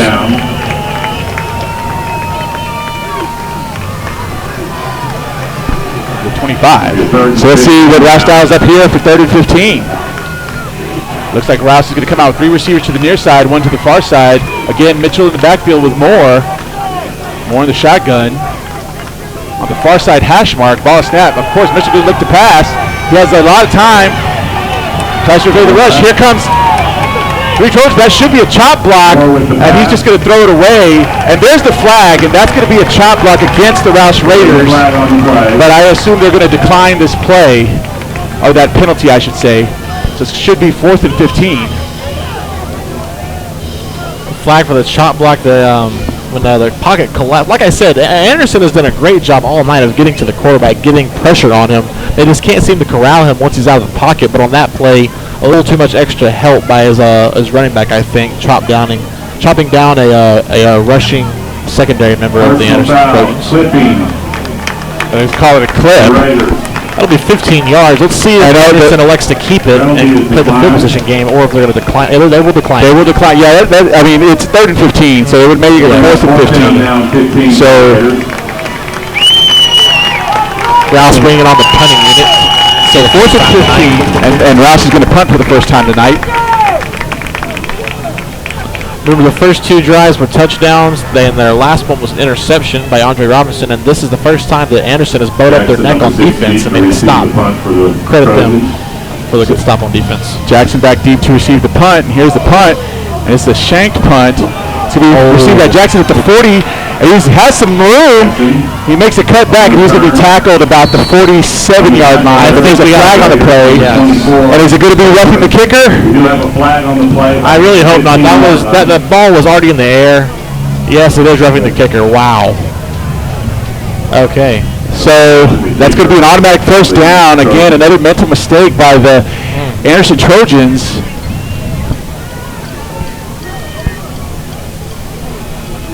The penalties declined, and they're not going to try, because they would have been 4th and 1, maybe they might have gone for it, but they're just going to decline the play. So it's going to be Anderson's football at the 46-yard line, their own 46-yard line, 1st and 10. And I think the ball was tipped by number 2, Cameron Langford, on that play.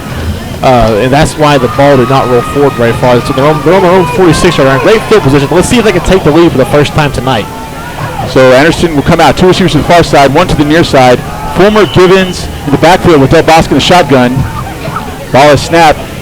Handoff to Fulmer.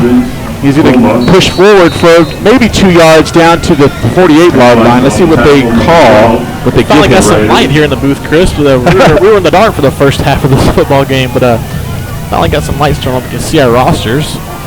Good run by Coy Fulmer. It was met at the line of scrimmage, but he pushed forward for extra 2 yards. We got 2nd down and 8 now. So it's going to be 2nd and 8 from their own 48-yard line for the Anderson Trojans. 6:11 left to go in the first half. And I think this is where you're going to see them try to pound the ball down the field. They haven't had much luck passing tonight. Del Bosque is obviously a backup quarterback. Handoff to number 7. He tries to do it's a jet sweep, but he may have gotten back to line of scrimmage. Actually, they're going to give him a yard. That's the guy we saw in pregame working with the first-team offense, Joey Barron, on the play. He was coming in motion from the far side. Del Bosque handed off to him for a jet sweep. There was nothing outside, so he turned it back up field. He was met immediately by a Rouse linebacker, number 32 for the Raiders. That would be Kane Adams. Good stop by him. So 1 yard gain there. It's going to be 3rd and 7 from their own 49. 2 receivers to the near side, 1 to the far side again. 2 backs in the backfield. Ball snapped. Del Bosque looks to pass. Here comes a rush. The pass is thrown. It was intended for Merrick. It's over his head. So now Anderson will have to punt.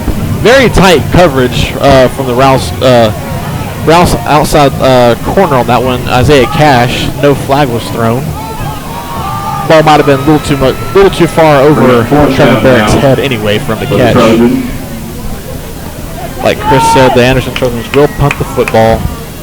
They're at midfield. They don't want to give up any field position with 5 minutes left in the first half. Punt for the Raiders, number 2, Cash. Isaiah Cash will be back to handle the punt. Isaiah Cash is back there. The punting duties have been handled by Trevor Merrick, and it looks like Anderson will take a timeout here. So we'll go ahead and take one with him. You're listening to Anderson Trojan Football on the KMAX Sports Vype Media Network. Vype Media is the state's most comprehensive high school sports media outlet, covering UIL, private schools. Vype has been in Texas for over a decade. Visit their website at Vype, VYPETexas.com. And also pick up your Vype magazine today. Get in the game with Vype Media. Sound off. Tell us what you think right here on Twitter at KMAX Sports.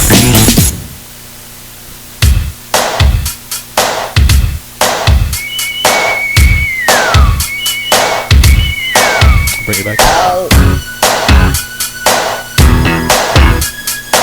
And we're back. This is Chris Cavazos with Reed Cormier and Brandon MacArthur bringing you Anderson Trojan Football on the KMAX Sports Vype Media Network. So it's going to be 4th and 7 from their own 49. Anderson is going to punt here. Trevor Merrick will be punting the ball away. Isaiah Cash back deep to receive for the Rouse Raiders. Yeah, and a great opportunity by Anderson Trojans offense on this last possession. They couldn't capitalize. Now they'll be punting away. High snap. Punt is up. It's a high punt, and Cash is telling everyone to get away. It's going to fall out of bounds around the 30-yard line. Let's see where they mark it. And they are going to mark it at the 30. Good eyes, Chris. So the 1st and 10 from their own 30-yard line for the Rouse Raiders. And who did you say the punter was for Anderson Trojans? Trevor Merrick. Trevor Merrick, he had a rough week last week punting the football against the Taco Shack Bowl. Tonight he had 1 tipped and 1 shank. Let's see if they can improve their special teams as the season goes along. Yeah, special teams are important, though. That could be the difference between winning a game and losing a game. Anderson defense back out there. Rouse will be 2 receivers to the far side, 1 to the near side, 2 backs in the backfield. Hand off to Tate up the middle. And he's still on his feet, not going down. He's still driving, feet still going. He's going to be brought down about the 38-yard line. It's an 8-yard gain for Tate. 8-yard gain, 7 of that was after contact, Chris. He got met after 1-yard gain. After 1-yard pass line of scrimmage, he got met by an Anderson defender, but he would not go down, found his way out of that tackle, and then several more before his offensive line pushed his pile all the way down to 1 yard within the first down marker. Actually, they're going to give him 9, so it's going to be 2nd and 1 from the 39-yard line for Rouse. 2 receivers to the far side, 1 to the near side, 2 backs to the backfield for Rouse. So the handoff to Tate, and he's going to be upended, but he jumped it up. He got enough for the first down to about the 42-yard line. And that's a blessing in disguise. Good play by number 38 of the Anderson Trojans, Sincere Turner. There was nothing between him and the end zone except the running back. Nothing between the running back and the end zone except Turner, and he did a good job, good open field tackle, saving a touchdown on that play. So it's going to be 1st and 10 for the Rouse Raiders. 4:01 left to go in the first half. Rouse trying to get something going here. They're looking to probably go into their 2-minute offense so they can try to get a 2-for-1 because they will be receiving the ball to start the second half. Ball snap, Morris pass. He throws intended for number 9. A.J. Ferris, but it flies over his head. Incomplete. It's number 1 George Hood on that play on the coverage. And like I said, these guys are playing them super tight. These referees are letting these defenders cover their guys. These corners and safeties are playing super tight coverage on both sides of the football, both for Rouse and Anderson. Good hard defense by both teams, and the officials are letting them defend like it's the 90s or the 70s. I should say, like Mel Blunt out there. So it's going to be 2nd and 10 from their own 41 for the Rouse Raiders. 2 receivers to the far side, 1 to the near side, 1 back in the backfield. It's Tate. They hand off to Tate. That's room in the middle, and he's still running. He's going to be brought down about the 49-yard line. Tate is running the ball really hard on this drive, refusing to go down after first contact, and making a 60-yard gain out of what appeared to be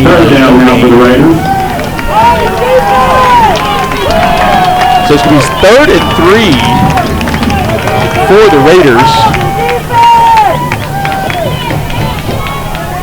on their own 49-yard line. 1 receiver to the far side, 2 to the near side. Tate and Moore in the backfield. Hand off to Tate. He has some trouble. He still breaks through the middle. He's going to be short. We'll see what Rouse wants to do here on 4th and 1. Would not be surprised when they go for it. They are in Anderson territory, the Anderson 49-yard line. There's less than 3 minutes left in the game. 4th down now, 1 yard. So it's going to be 4th and 1 on Anderson's 49-yard line now. They're going to keep the offense field. Oh, yeah, they're going to go for it here. They're kind of in no man's land here. So really, if they don't make it here, they still, Anderson still has a semi-difficult field position. But 4th and 1 here from Anderson's 49-yard line.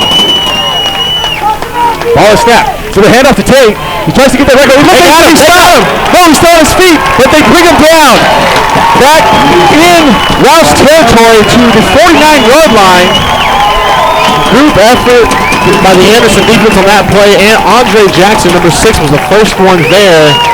And then number 38, Sincere Turner, and number 2, Cameron Langford, helped finish off that play. Great job stringing out that sweet play all the way to the sideline. Again, Tate for the Rouse Raiders not wanting to go down on that play. He actually did go down finally, and they actually dropped him for a loss of 2 on that play. So they're now on the Rouse Raiders 49-yard line. Take it away, Chris. So here we go. 1st and 10 from the Raiders 49-yard line. Anderson comes out, 2 receivers to the far side, 1 to the near side. Givens in the backfield with Del Bosque. And they send forward motion, and it's a jet sweep. He's going to be brought down back at the Trojans' 48-yard line for a loss. That's number 44 for the Rouse Raiders, Zach Yabarbo on the play. Coming in to make the stop, and that's just a good job of the outside linebackers of the Rouse Raiders, stringing that sweep all the way out to the outside, forcing Coy Fulmer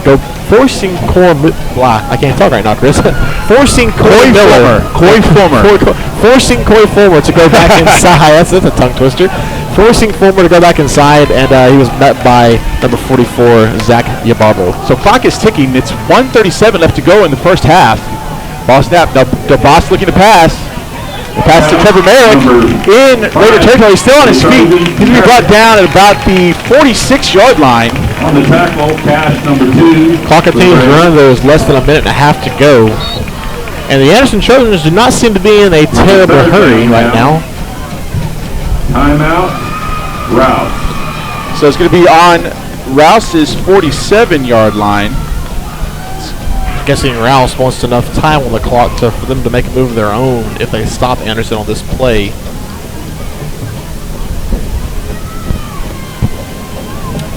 going to be 3rd and about 7 or 8. Anderson's 3rd and 8. Anderson's been trying to get that sweep play going the last couple of drives. They can't seem to get it worked out. They can't get that outside linebacker hooked back to the inside, and so it's falling short in the backfield.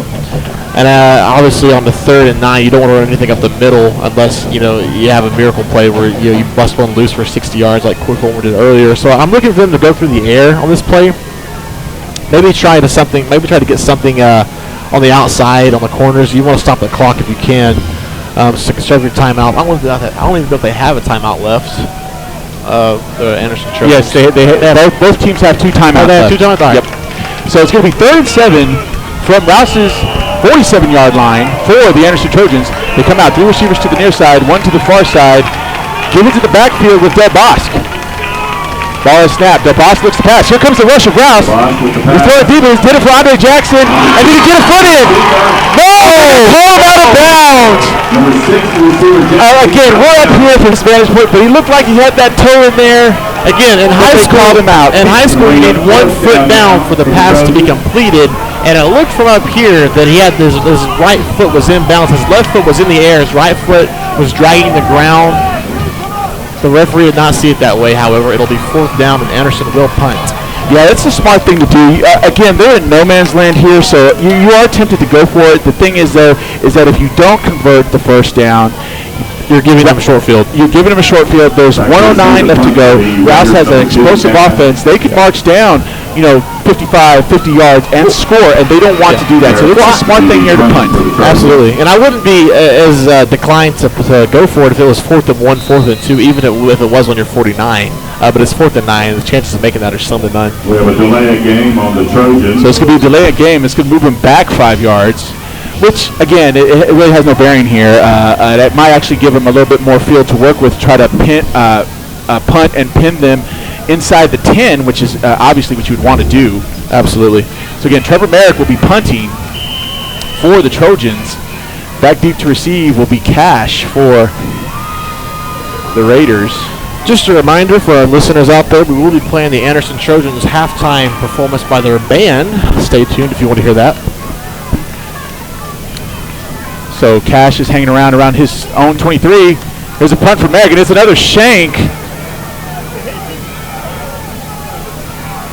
And they're going to let it die around Rouse's 34-yard line. 58 seconds left to go in the 1st half. So it's not impossible, but it's going to be a trek for the Raiders to try to get down and score. They do have a good kicker, so they may get into field goal range and then attempt to kick, which will give them a 4-point lead. But let's see what Rouse decides to do here. And if you're Anderson, your main goal here is just to keep them out of the end zone. Obviously, that's your goal on every defensive possession. But you really want to keep Rouse from scoring on this possession because they're going to receive the second half kickoff as well. And that would be devastating if they can go up 2 scores on you in a span of 2 minutes of game time. That's a classic 2 for 1 there. So here we go from the 33-yard line.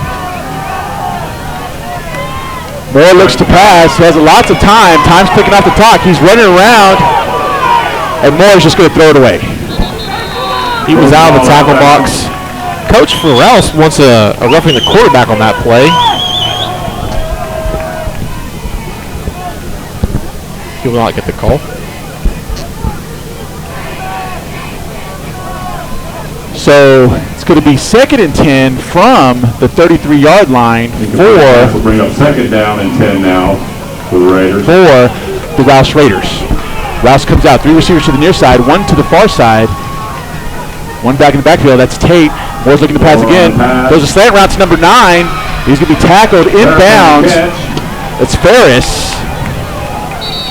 The lad, number 15, leads the charge on the tackle for the Trojans. And that's smart by the Anderson Trojans, not bringing him to the ground immediately, holding him up, letting the time tick off the clock. 32 seconds left in the quarter, or in the half. We have an injured player on the field. And we have an injured Anderson Trojan on the field. Looks like number 71. That'll be Wheeler Brazil. So we'll go ahead and take a quick break while they tend to the Anderson player. You're listening to Anderson Trojan Football on the KMAX Sports Vype Media Network.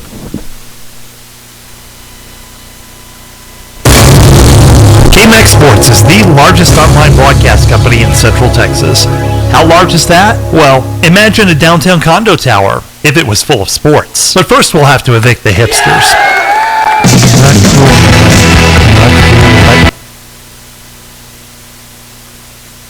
Vype Media is the state's most comprehensive high school sports media outlet, covering UIL, private schools. Vype has been in Texas for over a decade. Visit their website at Vype, VYPE-Texas.com. And also pick up your Vype magazine today. Get in the game with Vype Media. Let's go. We're back. This is Chris Cavazos with Reed Cormier and Brandon MacArthur bringing you Anderson Trojan football on the KMAX Sports Vype Media Network. So it's going to be 1st and 10 from the 44-yard line for the Rouse Raiders after that catch by Ferris. And Moore's going deep. Again, another pass for Ferris. It's broken up. Phenomenal deep. Jordan Hood with that pass breakup. He has had a heck of a game on defense tonight. Number 1, Jordan Hood for the Anderson Trojans, breaking up the pass downfield. He had a chance to go for the interception, as it looked like. Couldn't quite come down with it.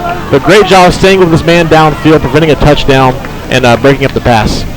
So it's going to be 2nd and 10 for the 44-yard line. 19 seconds left in the first half.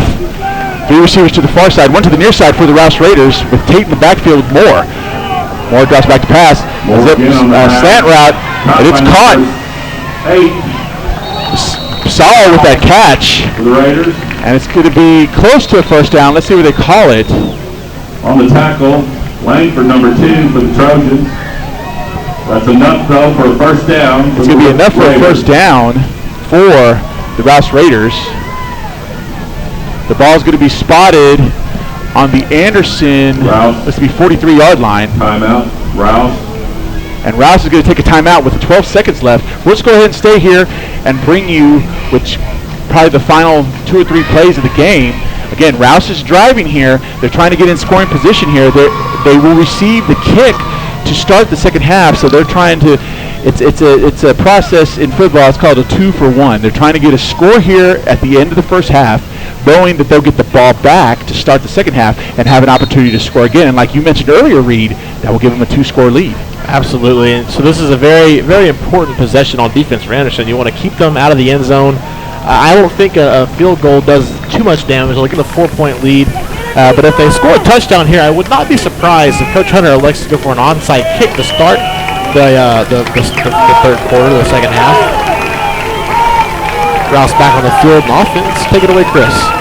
All right, here we go. 1st and 10 from the Trojan 43-yard line for the Rouse Raiders. To come out, 3 receivers to the near side, 1 to the far side. Brandon, Moore looks to throw. It's a zip pass, and it's dropped. It was intended. Number 2, Cash. And number 6, Andre Jackson on the play. Jackson, number 6 on the breaking up the pass. So it's going to be 2nd and 10 from the Trojans' 43-yard line. 6 seconds left to go in the half. So they'll probably take a shot for the end zone here. Maybe 2 shots, depending on how quick they can get the ball off. They'll have 3 receivers to the near side, 1 to the far side, 1 back in the backfield. 4 more. Moore gets a snap, drops back to pass. Pump fakes. Looks like a man down in the end zone, and it's going to fall incomplete, and that's going to be the end of the first half. With your score, the Rouse Raiders 14, the Anderson Trojans 13. We're going to take a quick break and be right back. You're listening to Anderson Trojan football on the KMAX Sports Vype Media Network. Socialize with us. You don't have what they call the social skill. On Twitter at KMAX Sports, or catch us on Facebook. Search KMAX Sports. Just another way KMAX Sports is bringing your teams to you. Socialize with us. Yeah, man, I tell you what, that dang old internet, man, you just go on there and point and click. It's real easy, man. On Twitter at KMAX Sports, or catch us on Facebook. Search KMAX Sports. Just another way KMAX Sports is bringing your teams to you. Do you love the game of football? Wish you could be part of the action? Then become a football official. The Austin Football Officials Association is actively seeking new members to officiate games all across Central Texas. The Austin Football Chapter of TASO The Texas Association of Sports Officials provides a 2-year training program for new members. Taught by a crew of veteran officials, these training classes meet each Monday night from July through November and include classroom and on-field instruction. You don't need to be an ex-player or a coach to become a great official and have a memorable officiating career. As our officials will tell you, working around student athletes at all levels of football is gratifying. Plus, you'll develop lifelong friendships with other officials who share your passion for the game. Officiating football is a great way to get into and stay in shape, be a positive role model for student athletes, retain your competitive edge, and earn additional income. Visit the Austin Football Officials Association online at afoa.ws for more information. That's afoa.ws. At Austin Pets Alive, the mission is to promote and provide the resources, education, and programs needed to eliminate the killing of companion animals. That means more happy pets joining more happy families every single day. In fact, Austin Pets Alive has saved more than 25,000 dogs and cats since 2008. And you can help. Adopt a new family member, help out with a donation, or roll up your sleeves and volunteer. If you have love, time, or money to spare, and we all have at least one of those, you're needed. Visit AustinPetsAlive.com to get started. Austin Pets Alive, helping people help pets.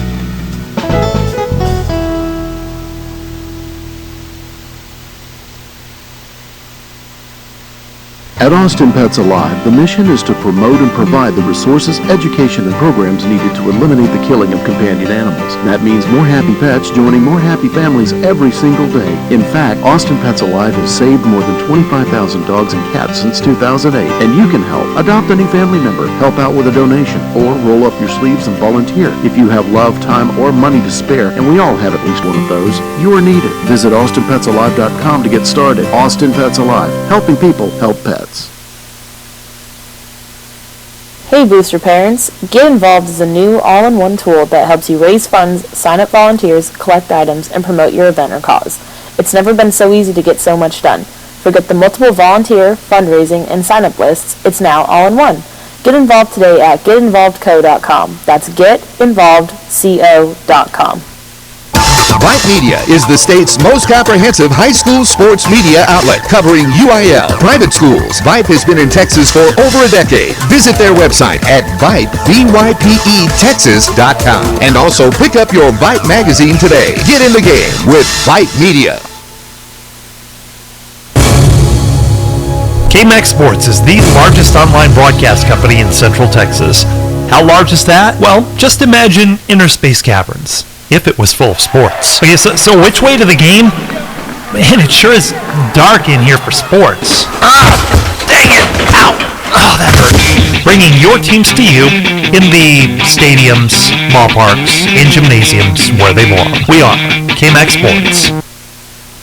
Socialize with us. You don't have what they call the social skill. On Twitter at KMAX Sports, or catch us on Facebook. Search KMAX Sports. Just another way KMAX Sports is bringing your teams to you.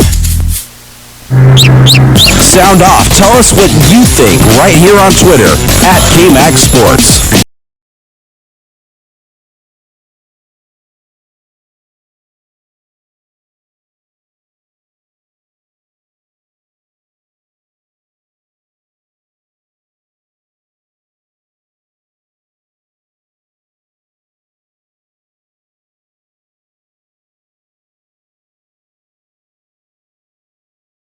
On the KMAX Sports Vype Media Network. So here we are at halftime.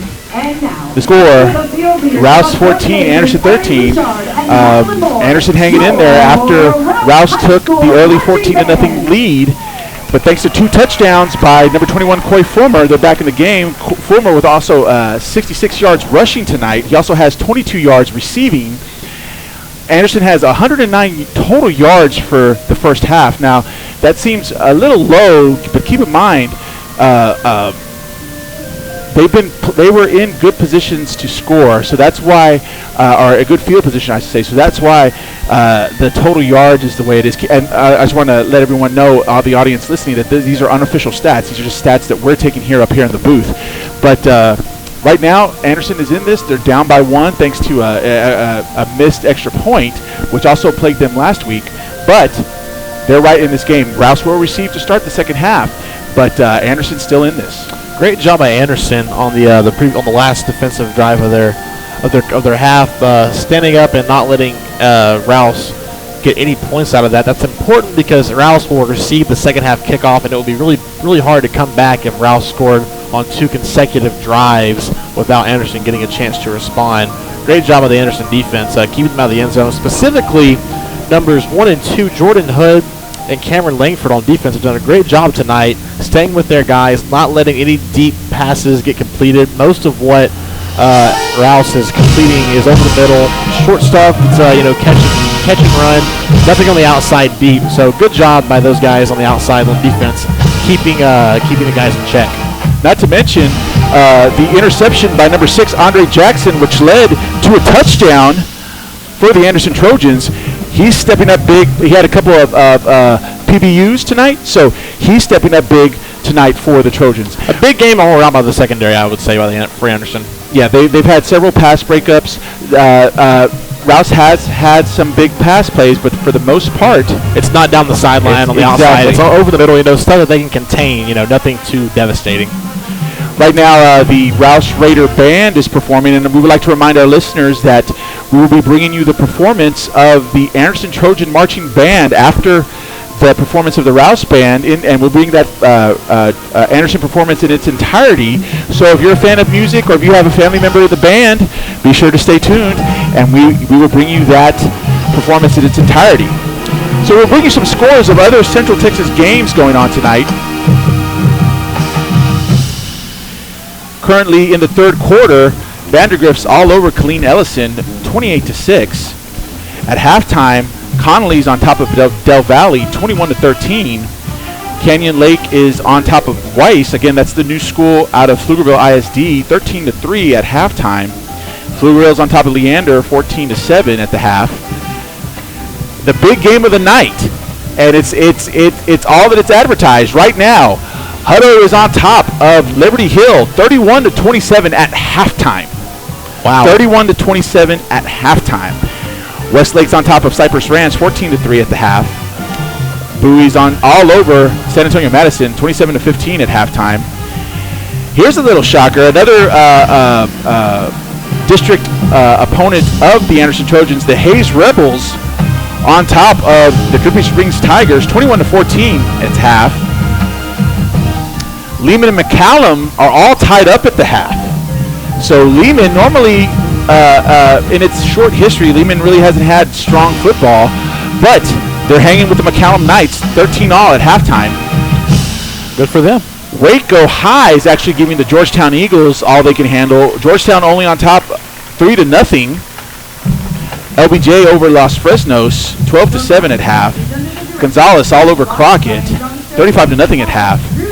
Elgin beating Brian Rudder, 28-16 at halftime. McNeil all over Glenn, 25-14 at half. A tough game at St. Michael's, with St. Michael's on top of Blanco, 16-14 at the half. Belton currently on top of Round Rock, 28-17, also at halftime. Stony Point beating Harker Heights, 25-16 at half. These two teams have explosive offenses, but right now there's only one score. Manor on top of, Copper Scoville on top of Manor, 7-0 at half. Westwood beating Austin High, 28-14 in the second quarter. Smithville over Lanier, 20-0 in the second quarter. Waco University blanking Travis, 31-0 at the second quarter. Eastview on top of Canyon by 1 point, 22-21, and Hyde Park all over Comfort, 27-2 in the second quarter. So now we're going to be bringing you the Anderson High School marching band led by Andrea Gonzalez. We hope you enjoyed the performance, and we'll be back with you to bring you more football action. Have a good time with the performance.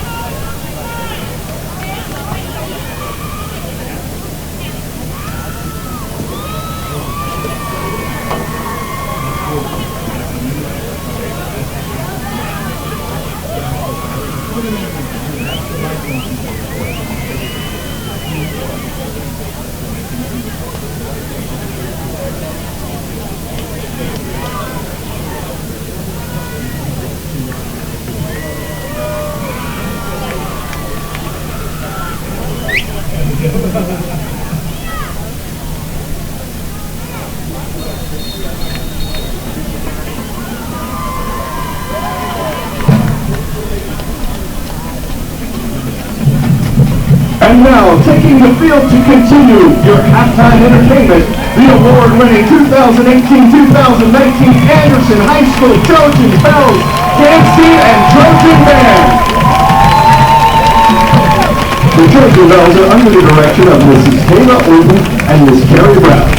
The Bell officers are Junior Lieutenant Kate Upchurch, Junior Lieutenant Dolly Wilson, Senior Lieutenant Olivia Russ, First Lieutenant Jillian Vines, and Captain Eden Cohen.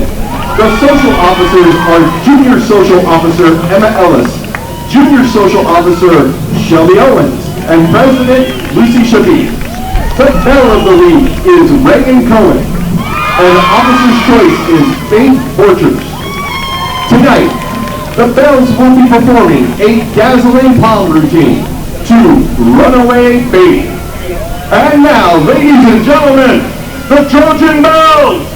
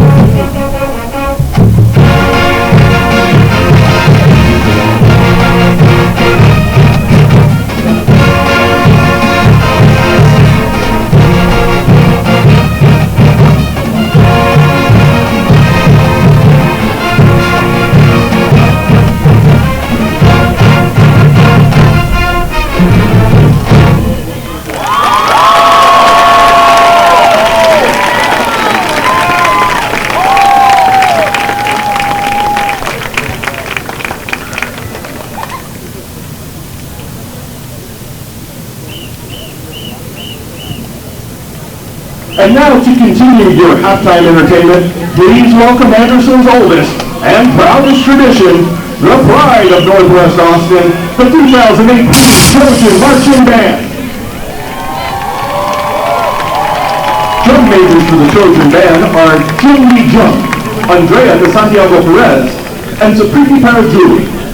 Officers of the band are co-presidents Max Hill, Johnny McBride, and Alexis Townsend.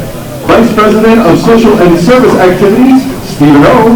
Librarians, Leah Dubio and Helena Lewis.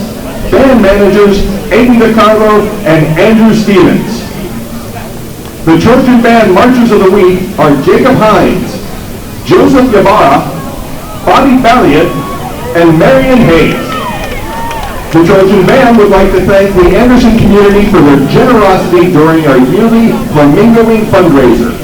We would also like to thank Arboretum Vision Care, Austin Capital Bank, College Nannies and Tutors, Double Days Pizza, Eastern and Eastern Realtors, the Med Spa at Northwest Hills, Mike Mangum Welding, More Than a Teacher, Nest Properties Austin, Pokey Joe's Smokehouse, Premium Cabinets, and Blue Dragon Plumbing for their sponsorships.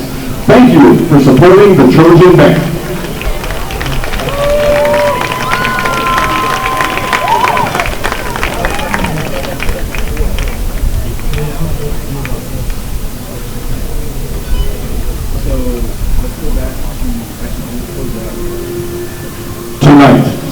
the Trojan Band will perform their 2018 production entitled Connect Us.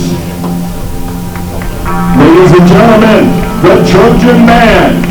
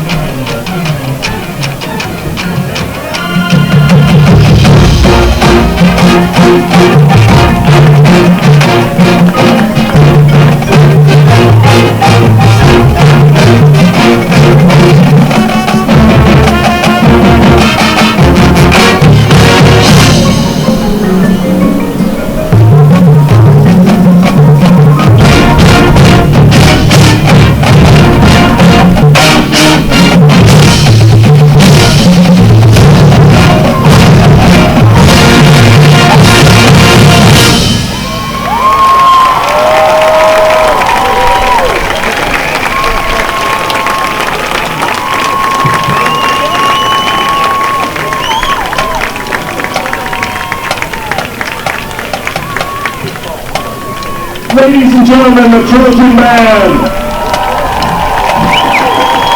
The dance guard instructor is William Henry. Percussion instructor is Daniel Whaley.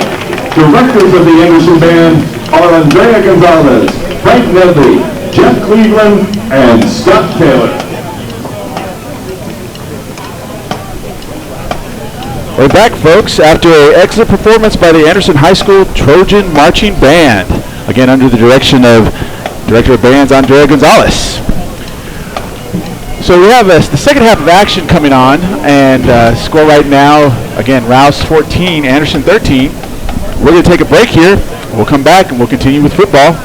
You're listening to Anderson Trojan Football on the KMAX Sports Vype Media Network.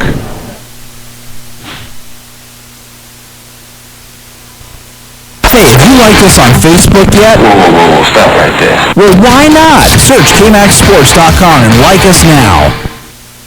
Hey Booster Parents, Get Involved is a new all-in-one tool that helps you raise funds, sign up volunteers, collect items, and promote your event or cause.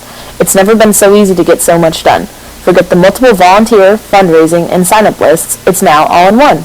Get involved today at getinvolvedco.com. That's getinvolvedco.com. At Austin Pets Alive, the mission is to promote and provide the resources, education, and programs needed to eliminate the killing of companion animals. That means more happy pets joining more happy families every single day. In fact, Austin Pets Alive has saved more than 25,000 dogs and cats since 2008. And you can help. Adopt a new family member, help out with a donation, or roll up your sleeves and volunteer. If you have love, time, or money to spare, and we all have at least one of those, you're needed. Visit AustinPetsAlive.com to get started. Austin Pets Alive, helping people help pets.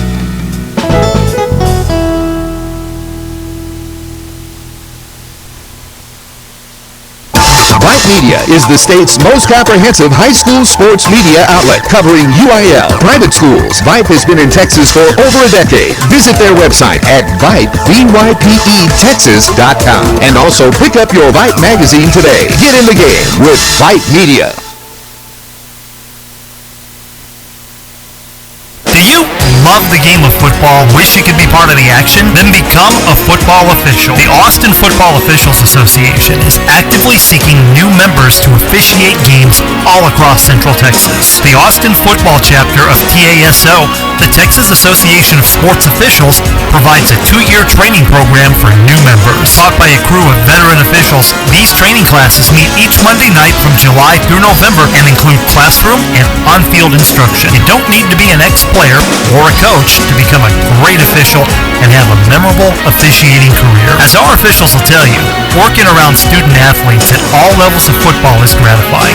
Plus, you'll develop lifelong friendships with other officials who share your passion for the game. Officiating football is a great way to get into and stay in shape, be a positive role model for student athletes, retain your competitive edge, and earn additional income. Visit the Austin Football Officials Association online at afoa.ws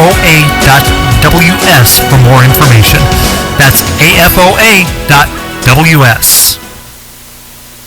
Vype Media is the state's most comprehensive high school sports media outlet, covering UIL, private schools. Vype has been in Texas for over a decade. Visit their website at Vype, VYPETexas.com. And also pick up your Vype magazine today. Get in the game with Vype Media. KMAX Sports is the largest online broadcast company in Central Texas. How large is that? Well, think of the Congress Avenue Bridge Bat Colony. Okay, folks, here they come. They're flying out from under the bridge. They appear to be rebuilt sweater, and they're falling. Oh, the humanity! As God is my witness, I thought bats could fly. Bringing your teams to you since 2003 without dropping the ball or the bat. We are KMAX Sports.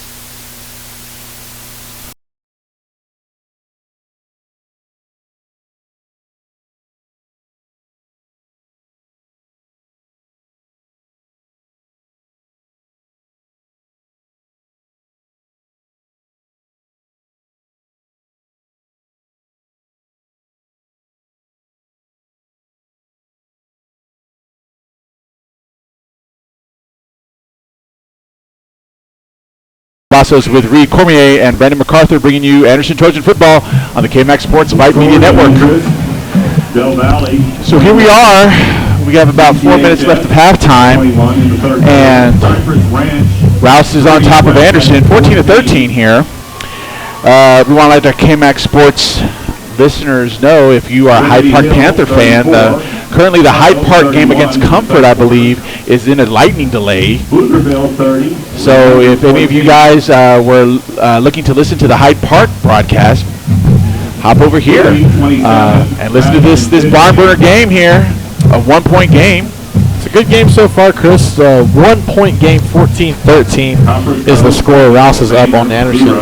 And I think for most of this game, Anderson has done a great job responding to every situation. They weren't able to get anything going on their first couple of offensive possessions. They responded on defense by stomping them. They were down 14-0 at one point, but they came back, and they had a big, huge touchdown by Coy Former. I think it was like 60-something yards. He scored a touchdown, and then on the very next possession, the Anderson defense came up with an interception by number 6. That was Andre Jackson. He ran it back all the way down to his own 15, and from there, Anderson punched it in for another Coy Fulmer touchdown. Unfortunately, they could not connect on the extra point, so the game is still in Rouse's favor, 14-13. And then after that point in the game, it was kind of a stalemate. You know, Rouse couldn't get anything going. Great defense, phenomenal defense by Anderson's secondary, staying with those guys down the field, not letting anything get connected on the outsides, down the field in the end zone. Good job by number 1, Jordan Hood, Cameron Langford, and Andre Jackson. So we just want to give a quick shout out here. This is what we have what we're going on right now, and I'm sorry I didn't mention this earlier, but this is what we call a KMAC Bowl. And what that means is that both schools have KMAC broadcast crews here bringing you this action. Want to give a shout out to the Rouse Raiders KMAC Sports Vype Media Network broadcast team of Sonny Zepeda, Andrew Williamson, and Trey Grubb, with Randy Fry ensuring their broadcast comes out well back in the office. Let's give them a quick shout out. As we have there, like I said, we have we call a KMAC Bowl, and we will have that for you next week as we're back here at Nelson Field as your Anderson Trojans will be taking on the Del Valley Cardinals, and we'll have that action for you here on KMAC Sports. Pre-game will be at 7 o'clock. Kickoff will be 7:30. That's also going to be a KMAC Bowl with the crew of Dan Chancellor and another gentleman that I don't remember his name off the top of my head, but we'll have another one here for you next week on KMAC Sports. What are you expecting out of Anderson's offense starting in the second half? We kind of know what they're going to do on defense. They're going to protect downfield. They're going to get to the quarterback. What do you think they're going to be doing on offense? So, in my experience with football, here's what I think. Right at the end of the performance of the Anderson High School Marching Band, Scott Del Bosque was out there throwing passes, like hard rocket passes. So I'm going to anticipate that they're going to probably include a little bit more of the short passing game. Mm-hmm. The timing passes, the short routes to get, they're not going to try to have explosive plays of 15, 20 plus yards. They're going to try to nickel and dime 5 yards here, 4 yards here. That's what I think, only because I saw Scott Del Bosque out there warming up his arm, throwing those zip passes in there. Almost like an extension of the running game. Right. Yeah. Exactly. So again, since Anderson elected to receive the kickoff, they won the toss. They're going to be kicking off to Rouse, punting the ball. Kicking off for the Anderson Trojan will be number 34, Matthew Segovia. Kevin McGee will be kicking for the Reds. It's 83, Kevin McGee. I apologize. Deep to receive. Evan McGee. For Rouse. And Tate and Cash will be back deep to receive for the Rouse Raiders. Number 15, Henson. Henson and Tate will be back to receive for the Raiders.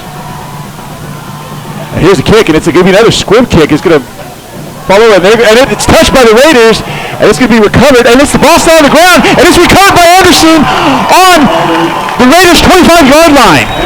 Awesome kick. Great job by the Anderson special teams. We talked earlier how Anderson was having problems with their special teams, not being able to punt the ball well, not connecting on extra points.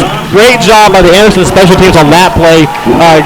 Great awareness. The squib kick down the middle. They jumped right on it and recovered the ball. Now they're back on offense. Way to turn the game around. So that's kind of, I guess that's why Coach Hunter decided to kick those squib kicks. It's kind of like, it could be a de facto onside kick, and that's exactly what happened here. The Raiders fumbled the kickoff, the squib kick, and now Anderson's in business on Rouse's 24-yard line, 1st and 10. Hand off to Fulmer. Fulmer's going to try to get that left side, and he's going to be stopped. He's going to gain some yards, but he's going to be stopped after a short gain.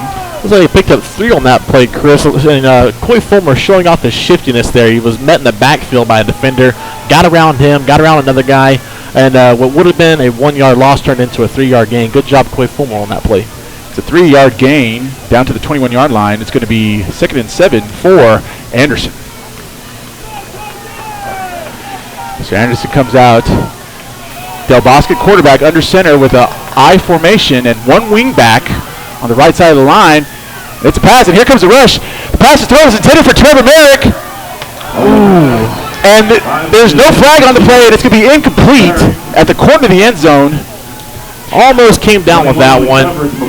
Very tight coverage by number 21 of the Rouse Raiders. That would be Cliff McCoy. Good job by him covering Trevor Merrick in the back of the end zone. That was close because most of the time, if defensive back didn't turn his head. He didn't turn his head, and he had contact with the receiver. Normally, almost every time the refs will throw that for pass interference. But like you mentioned earlier in the broadcast, they're letting him play. And I love it. I love watching cornerbacks and receivers go at it. So we go 3rd and 7 from the 21-yard line. They're back in the wingback formation. It's going to be a toss-back pass. Fuller looking to throw. And there's a flag on the play. The pass was intended. Flags in the area of a defensive holding in the back. So let's see what this call is. It's holding against the defense. So the Anderson Trojans get a break on this drive. It was a 3rd down, about to be 4th down. Get a break. They get an automatic 1st down on the play. So the ball will be spotted on the 11-yard line. 1st and 10 for the Anderson Trojans. 10:56 left to go in the third quarter. And Chris, how big would it be if they were able to capitalize on this squib kick, which gave them possession in the second half and take the lead for the first time in the ball game? If they're able to get this score here, the momentum is going to shift completely in Anderson's favor. You kind of felt it at the end of the first half because they were able to made a big stop. Exactly. So let's see if they can capitalize on it here. They come back in the wing back formation again. It's a big handoff to Big Givens, and he's still on his feet. He's still going forward. He's at the 4. He's going to be brought down at about the 3-yard line. That guy refusing to go down. Tondrick Givens on that play. He was met at the line of scrimmage by several defenders of the Rouse Raiders. Refused to go down, rumbled all the way down to the 3.5, 4-yard line. It'll be 2nd down and 3 on this next play. So he got 9 yards. It's going to be 2nd and 1. Givens with a 9-yard powerful run there.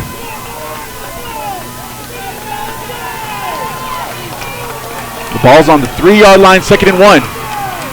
The other handoff to Givens. He's still going through. He's in for the touchdown. And way to go, big guy Givens on the play. Again, refusing a good hard runner. You had to think they would have given it to him on that play on the 3-yard line. This is not Pete Carroll's offense. They will run the ball near the end zone to get in and score the ball. Good job, Tondrick Givens. And Tondrick Givens actually has had a quiet night. He burst on the scene last week against McCallum with 102 rushing yards. Really, it's been the Coy Fulmer show all game. And now they leaned on him on this short drive to score. He got it done for him. He did. Number 62 up for the conversion. It's a 24-yard touchdown run. A 24-yard touchdown drive. 5 plays. The kick is up. And it's no good. So the score with 10:10 left to go in the third quarter, Anderson on top for the first time tonight, 19-14. But you have to wonder those 2 missed extra points if that's going to come back and haunt the Trojans. Absolutely. You want to get every point you can in football, in high school football. And I know the kicker's frustrated with himself, but he's got to get over it. He's got to get through it.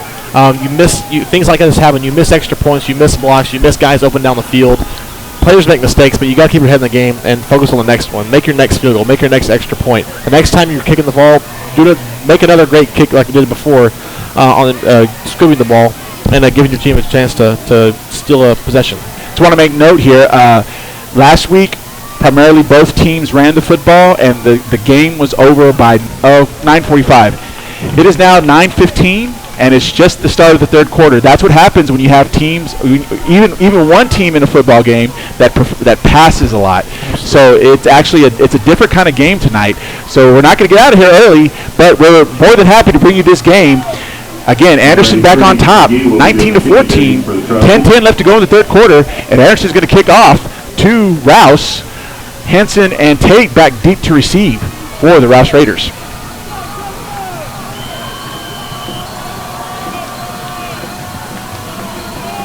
Again, another squib kick. And again, they dropped the ball, but he was able to get on top of it.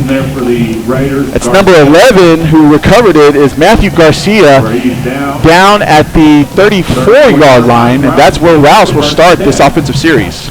I'd like to take this chance to apologize to any Seahawks fans out there I may have offended by that Pete Carroll reference. Whenever I said the Anderson Trojans are not a Pete Carroll offense. Well, you know what? Super Bowl. When you said Pete Carroll, I was actually thinking back to his USC days. Yeah. We have the Anderson Trojans. We have the USC Trojans. Absolutely. And that, they're very similar. That's what I meant. Yeah, there you go. The Super Bowl. So the Rouse comes out, 4 receiver set, 2 to each side, 1 back in the backfield for more. It's hand off to Mitchell, 22 on the carry. and he's going to gain about 4 yards. And Mitchell's got to be careful when he's running the football. He's carrying that ball very loose outside of him on that play. Keep that ball high and tight, young man. I don't know if you're going to cost your team another possession. So down to 38, 2nd and 6 for Rouse. 3 receivers to the near side, 1 to the far side for the Raiders. They are attacking from left to right. Mitchell in the backfield with Moore. On the far side hash, ball snapped. Moore looking to pass. Pass again to number 8. Sal. Tackled by number 52 for the Trojans. It's a gain of about, I would say, 3 yards. Yeah, good catch and roll. Not actually run. Good catch, good throw by the Rouse offense on that play. Rouse finding the open spot in the defense, as did his quarterback. So the ball is spotted at the 42-yard line. 3rd and 1 on the near side hash. 2 receivers to the far side, 1 to the near side. It's a handoff to Mitchell. He has a lot of room up the middle. He's still on his feet. And then he's gone. He's got room. He's to the 40. 1 man to beat. He hops over. Number 1 for the Trojans, Hood. But not after a huge gain. Mitchell gashed him on that play for about 30. Good job by number 1, Jordan Hood, preventing the touchdown on that play. He was the last guy on defense between Mitchell and the end zone, and he made a tackle. But again, you can't let Mitchell get loose like that. He's got wheels, he's got power, showing it off there on that last run. So Anderson's 32-yard line now for the Rouse Raiders. Ball is snapped. Moore's looking to pass. It was intended for Sal, but they hit him as soon as the ball got there, so it falls incomplete. It's going to be 2nd and 10. Andre Jackson continued having a huge game in the secondary, preventing that pass from being completed. Right there to meet the guy as soon as the ball has arrived. Did not hit him early, but hit him right on time, right as the ball was getting delivered. Delivered a shot to him. The guy dropped the pass. Good job, Andre Jackson, in the secondary. Previous run by Mitchell was a 30-yard run. But here we go, 2nd and 10 from the 32-yard line of the Trojans. So they hand off to Mitchell up the middle, and he's going to run into a gang of Trojans, but he's going to gain about 3. The Rouse offensive line has gotten really good push all night long against the Anderson Trojans defensive front, and that's how you're held to get these 3-yard, 4-yard gains. They're pushing the guys back, and Malcolm's just running into a wall, but that wall is 4 yards past the line of scrimmage. We have him on the 29-yard line, and it's going to be 3rd and 7 for the Rouse Raiders. See if the Trojans can get a stop here. The crowd has come alive. Channing defense. And Moore's going to keep it, but he's going to be stuffed. But he's still on his feet. But he's going to be short of the first down. He's going to be brought down at about the 25-yard line. A gain of 4. Good collective group effort by the Anderson defense on that play. Let's see what the coach for the Rouse Raiders wants to do on this play. It's 4th down and about 3. Interesting decision here to be made. So it looks like he has the offense still on the field. 4th and 3 from the 25-yard line for the Raiders. Let's see what they do here. Huge play coming up, Chris. Now they already had a 4th down stop against Rouse earlier. Hand off to Mitchell. And did he make it? Mitchell again, number 22 on the carry. A very generous spot for the Rouse Raiders by the official on that play. Let's see here. It could be a measurement. And yeah, it looks like they needed to get 2, and it's going to be a 1st down. They're going to give it to him. They're going to give it to him. He just made it. So the ball is going to be spotted on the, looks like the 21-yard line. Jackson came up and cut him down right at the line of scrimmage, it looked like, and he needed 2 yards. And I guess he rolled forward after Jackson cut him down for the 1st down. It was close to me. I didn't think he got it, but the referees are going to give it to him. 1st down, Rouse. 1st and 10, 6:23 left to go in the 3rd quarter. So they hand off to Mitchell. He tries to find something on that left side, but he cuts back, and he's still on his feet, still moving his legs, and he's going to gain about 8 tough yards there. Number 15, Nathaniel Velez was the first one there for the, not Rouse, so the Anderson Trojans defense, and he could not take him down on his own. Mitchell kept turning his legs. He's going to get 6 out of that play that should have been stopped 1 yard past the line of scrimmage. So it's going to be down at the ball's going to be marked on the 15-yard line. So it's going to be 2nd and 4. Actually, they're going to give him 7, so it's going to be 2nd and 3 from the 14. So the handoff to Mitchell. The workhorse here has room up the middle, and he's going to be stuffed. But he's going to gain enough for the first down. He's going to be stuffed around the 10-yard line. Boy, Mitchell is really giving it to the Anderson defense on this drive, wearing them out. And these aren't big, huge, 30, 40-yard runs. He's just chipping away 5 yards here, 6 yards here. Eventually, he's going to burn one. He's going to turn one loose for 20 or 30, and that's going to be a problem. So they're actually going to mark it on the 12-yard line, so they could still get a first down. 1st and 10 here for the Rouse Raiders in the red zone. 5:03 left to go in the third quarter. Anderson on top, 19 to 14, but Rouse is threatening. Ball snap. Moore's looking to run. He tries to find something on that. He tries to find something on the left side, and he's going to be run out of bounds at about the 5-yard line. Number 38 for the Anderson Trojans on defense. That was Sincere Turner. Had a chance to bring him down behind the line of scrimmage, but unfortunately could not take him down. Moore got outside and picked up a few extra yards. So it's going to be 2nd and 5 from the 5-yard line. 2 receivers on their side. 2 tight ends set. And again, Moore's going to run, and he is in for the touchdown. A good hard run by Moore on that play, keeping the ball on his own. And he got hit initially back at the 2-yard line, but he refused to go down and turned his way into the end zone for a touchdown. Good hard run by the quarterback there. Obviously, Moore capped off the drive with a touchdown, but Mitchell carried the load on that drive. We have an injured player on the field. Yeah, it's an Anderson player. It looks to be number 1, Jordan Hood.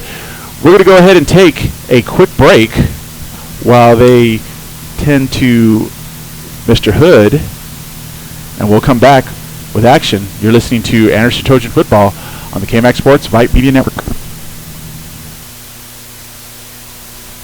Vype Media is the state's most comprehensive high school sports media outlet, covering UIL private schools. Vype has been in Texas for over a decade. Visit their website at Vype, VYPETexas.com. And also pick up your Vype magazine today. Get in the game with Vype Media.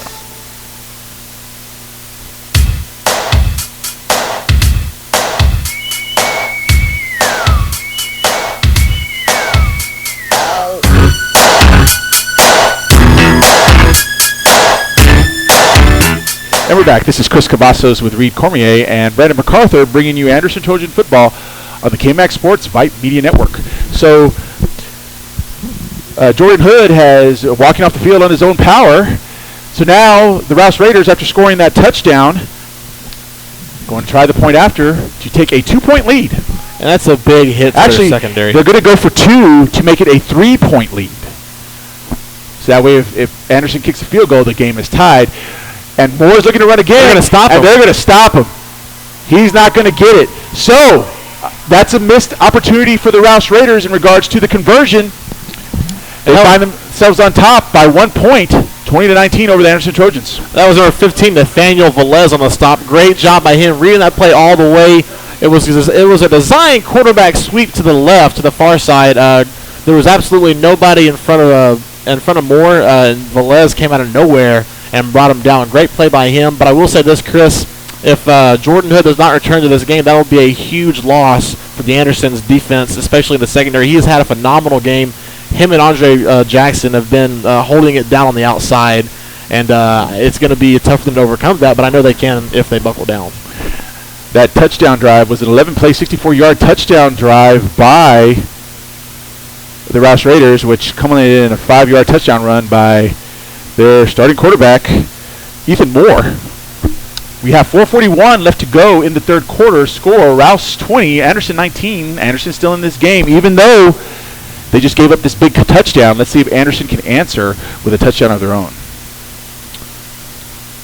Yeah, not out of this. It's only a 1-point game. Obviously the 2 extra points missed earlier is the difference right now. But I have all the faith in the world that they can come back and make this again a 5 or 6 point game in their favor. So I'd like to remind you that we will be bringing you next week's Trojans football game. We'll be right back here at Nelson Field as your Anderson Trojans will start district play 25-6A as they take on the Del Valley Cardinals. We'll be bringing you the pregame at 7 p.m. and kickoff will be at 7:30. You can catch the action on KMAX Sports. So back deep to receive will be number 5, Trevor Merrick for the Anderson Trojans. And number 21, Coy Fulmer. Skinner for the Raiders will be kicking off.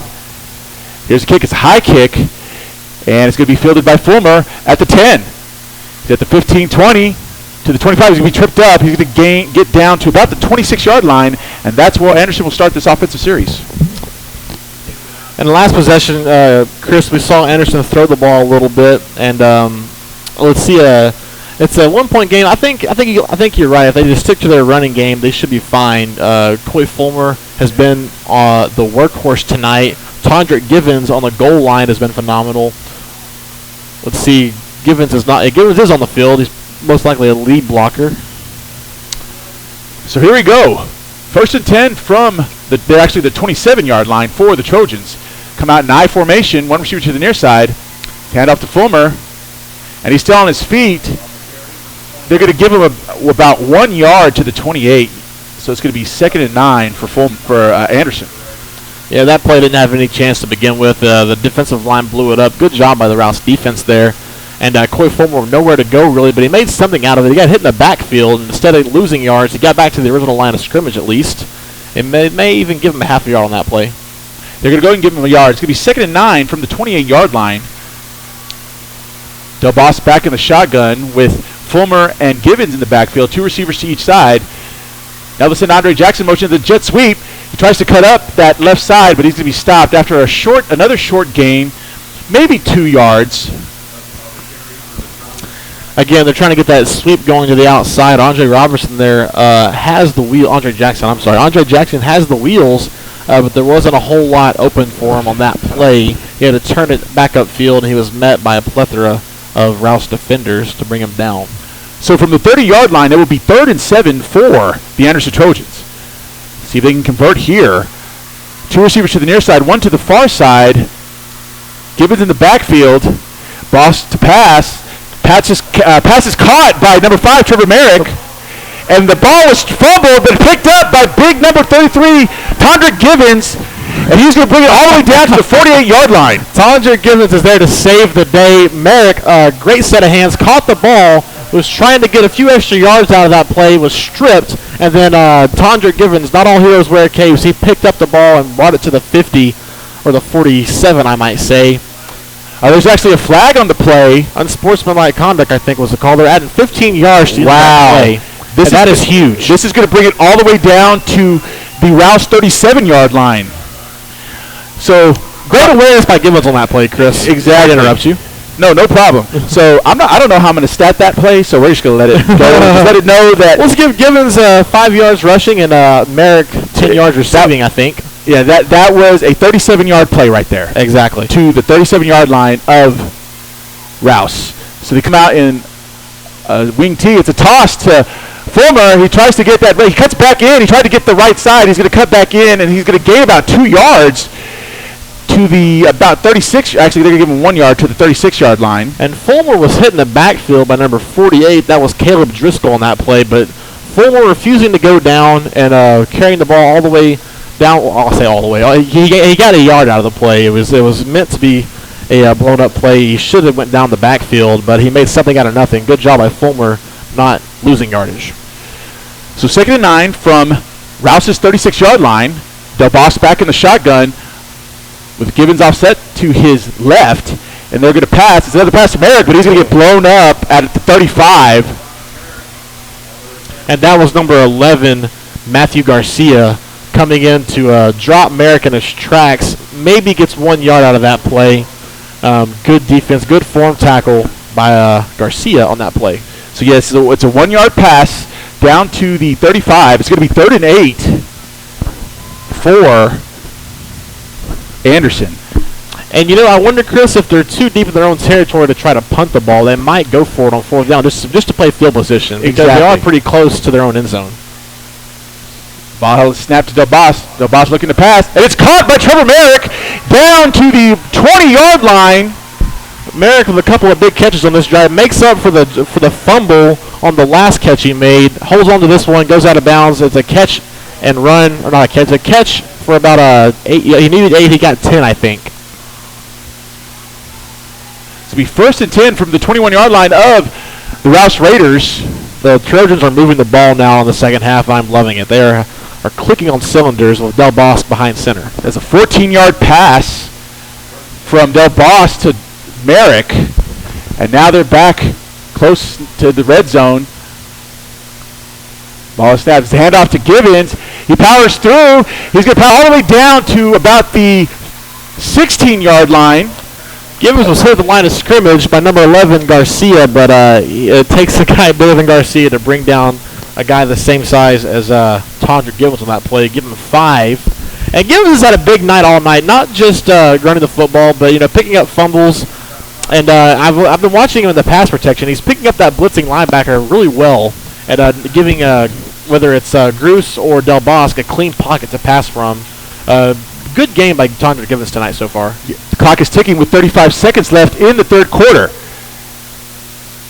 The jet sweep to Jackson, but he's going to be tackled behind the line of scrimmage back to the 20-yard line. So it'll be a loss of about 4. And that's Garcia again, number 11 for the Rouse Raiders, making the stop. He's had a great night tonight on defense.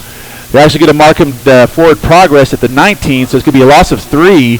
It's going to be 3rd and 8 for Anderson, and that's going to be the end of the 3rd quarter. We're going to bring you the 4th quarter here. We're going to take a quick break with the score. Rouse 20, Anderson 19. You're listening to Anderson Trojans football on the KMAX Sports Vype Media Network. Hey Booster parents, Get Involved is a new all-in-one tool that helps you raise funds, sign up volunteers, collect items, and promote your event or cause. It's never been so easy to get so much done. Forget the multiple volunteer, fundraising, and sign-up lists. It's now all-in-one. Get involved today at getinvolvedco.com. That's getinvolvedco.com.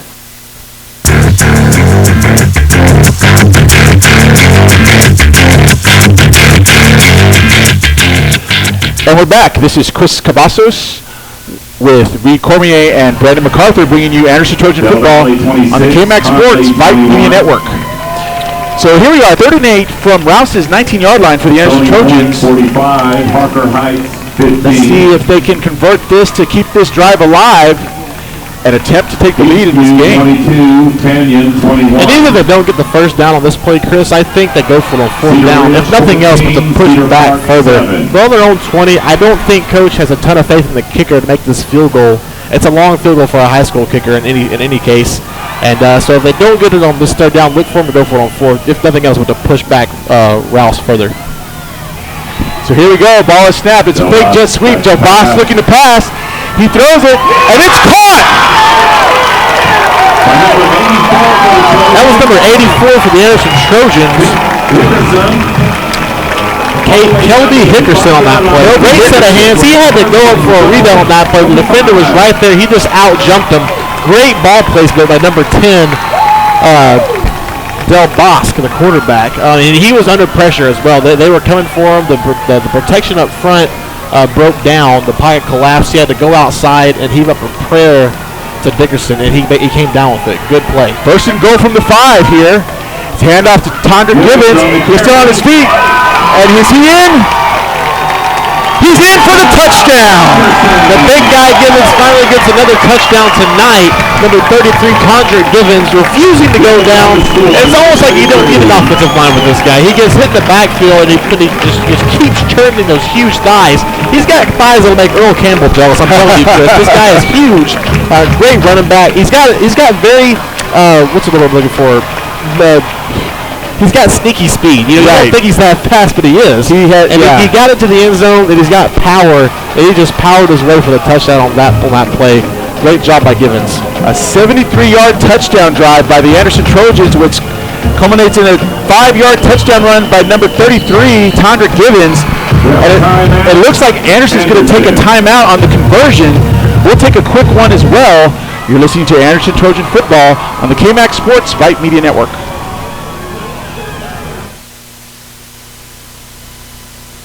Vype Media is the state's most comprehensive high school sports media outlet, covering UIL, private schools. Vype has been in Texas for over a decade. Visit their website at Vype, VYPE, and also pick up your Vype magazine today. Get in the game with Vype Media.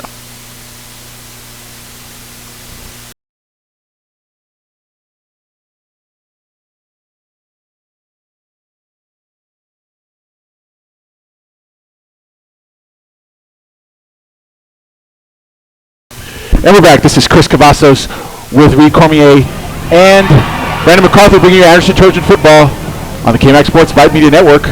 We could always use more cowbell, and the Anderson Trojans been riding their cowbell tonight. That's Tondra Givens, 2 touchdowns on the night tonight with some big, powerful runs, and now they're here on top of the Rouse Raiders, 25-20, and it looks like they're going to go for 2. And Tondra Givens has done more than just run the football tonight. He's cleaned up mistakes by the offensive line, picking up blitzers, keeping the pocket clean for Del Bosque. Just an all-around great game by Givens tonight. So here we go. 3 receivers to the near side, 1 to the far side. Del Bosque in the backfield with Givens. And there's a whistle, flag on the play. It looks like it's going to be a false start called against the Anderson Trojans. Illegal procedure. Trojans. Oh, illegal procedure.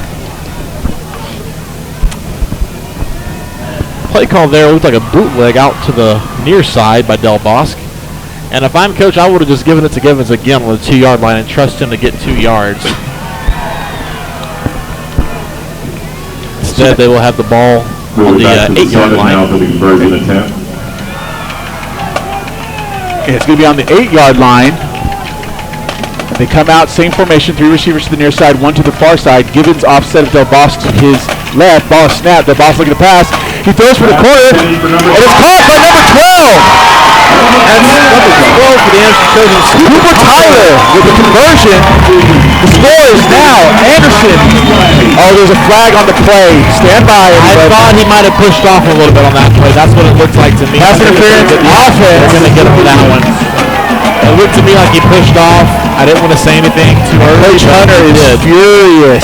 He is not liking that call. See, and the reason why, and I would be upset as well, because you know what? There's been contact all throughout the game, and now you're going to call it. They're letting the play on both. They're letting the defensive guys push and tug and get away with a lot of stuff on both sides of the ball, both teams. But they're not giving the offensive, not letting the receiver have the same freedom. I don't agree with that. So here we go. It's going to be a conversion from the 23-yard line. Let's see what Coach dials up on this play. But yeah, I thought there was some contact to that play with Cooper Tyler doing a little Michael Irving impression, pushing off. But again, they've been letting these guys do that all night, and now they want to call the play at a very crucial conversion. So here we go. The ball is snapped. It's going to be the same flag to number 12. Oh, and it's off his shoulder pads. So the conversion fails after a penalty. What we thought was going to be a successful conversion, but it was offensive pass interference, and now it falls incomplete. So the score here at the fourth quarter, 11:19 left to go in the game. The score, Anderson 25, Rouse 20. We're going to take a quick break. You're listening to Anderson Trojan Football on the KMAX Sports Vype Media Network. From West Texas all the way to the Bayou and all points in between. I saw miles and miles of Texas. This is the KMAX Sports Network, bringing your teams to you.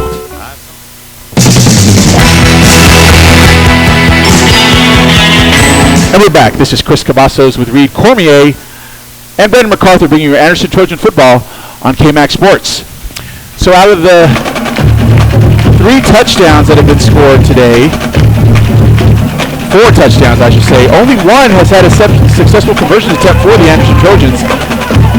I hope this doesn't become a habit or become a problem for them going forward, especially going into district play next week. So hopefully they can shore that up. But needless to say, with 11:19 left to go in the game, Anderson's back on top, 25-20 over the Rouse Raiders. Anderson has left 5 points on the board tonight, 2 missed extra points, 3 missed extra points, I should say, and So here's another squib kick from Anderson. It's fielded by Mitchell. And he's still on his feet. But he's going to be brought down at about the 30-yard line. That's where Rouse will start this offensive series. Oh, there's a late flag on the play. I think that'd be a late hit on Anderson. Let's see what the call is here. And that'll kill a drive for momentum for you. You just scored a touchdown. Your momentum's already kind of filtering because of the failed conversion. Let's see what they call here on this play. Oh, it's against Rouse. So they'll move it back 15 yards.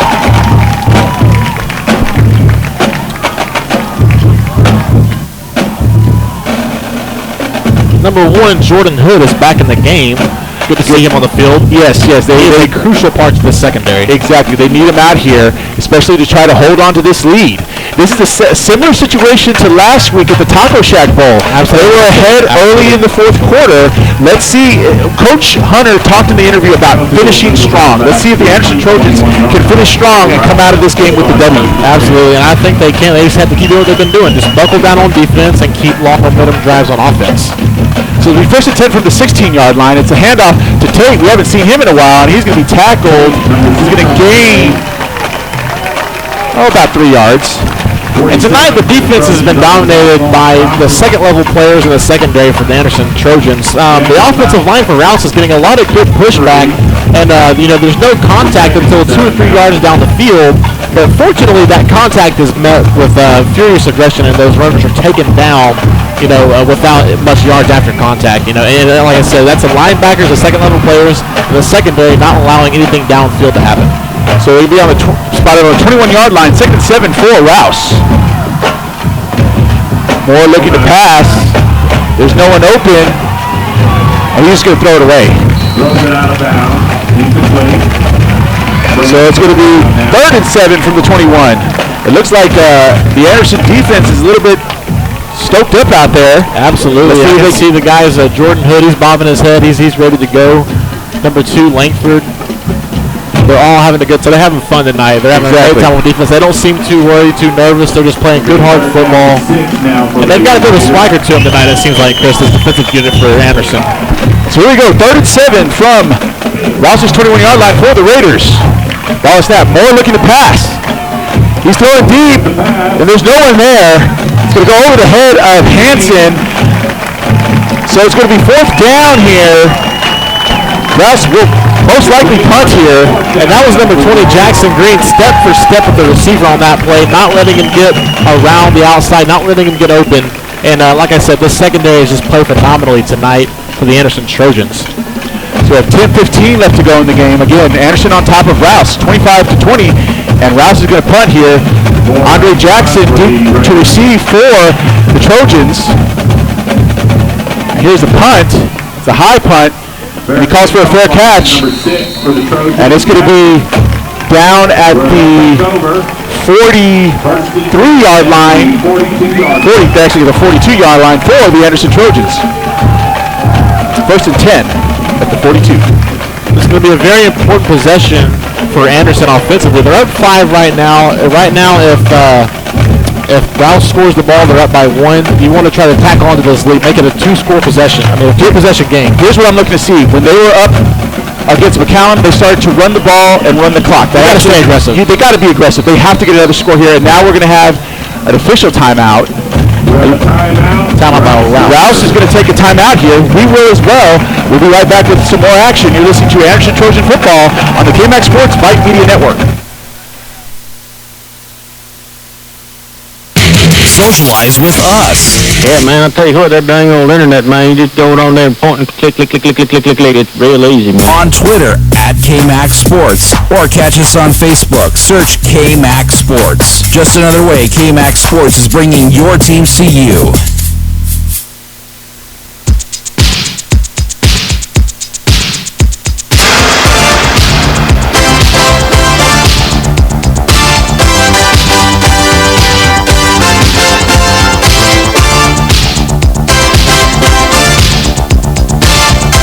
we're back. This is Chris Cavazos with Reed Cormier and Brandon MacArthur bringing you Anderson Trojan football on KMAX Sports. A big stop by the Trojan defense forced Rouse to punt it away.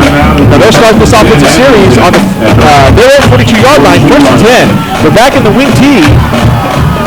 That's going to be a handoff to Gibbons, and he has that left side, and he's powering through. He's going to get all the way down to Rouse's 45-yard line.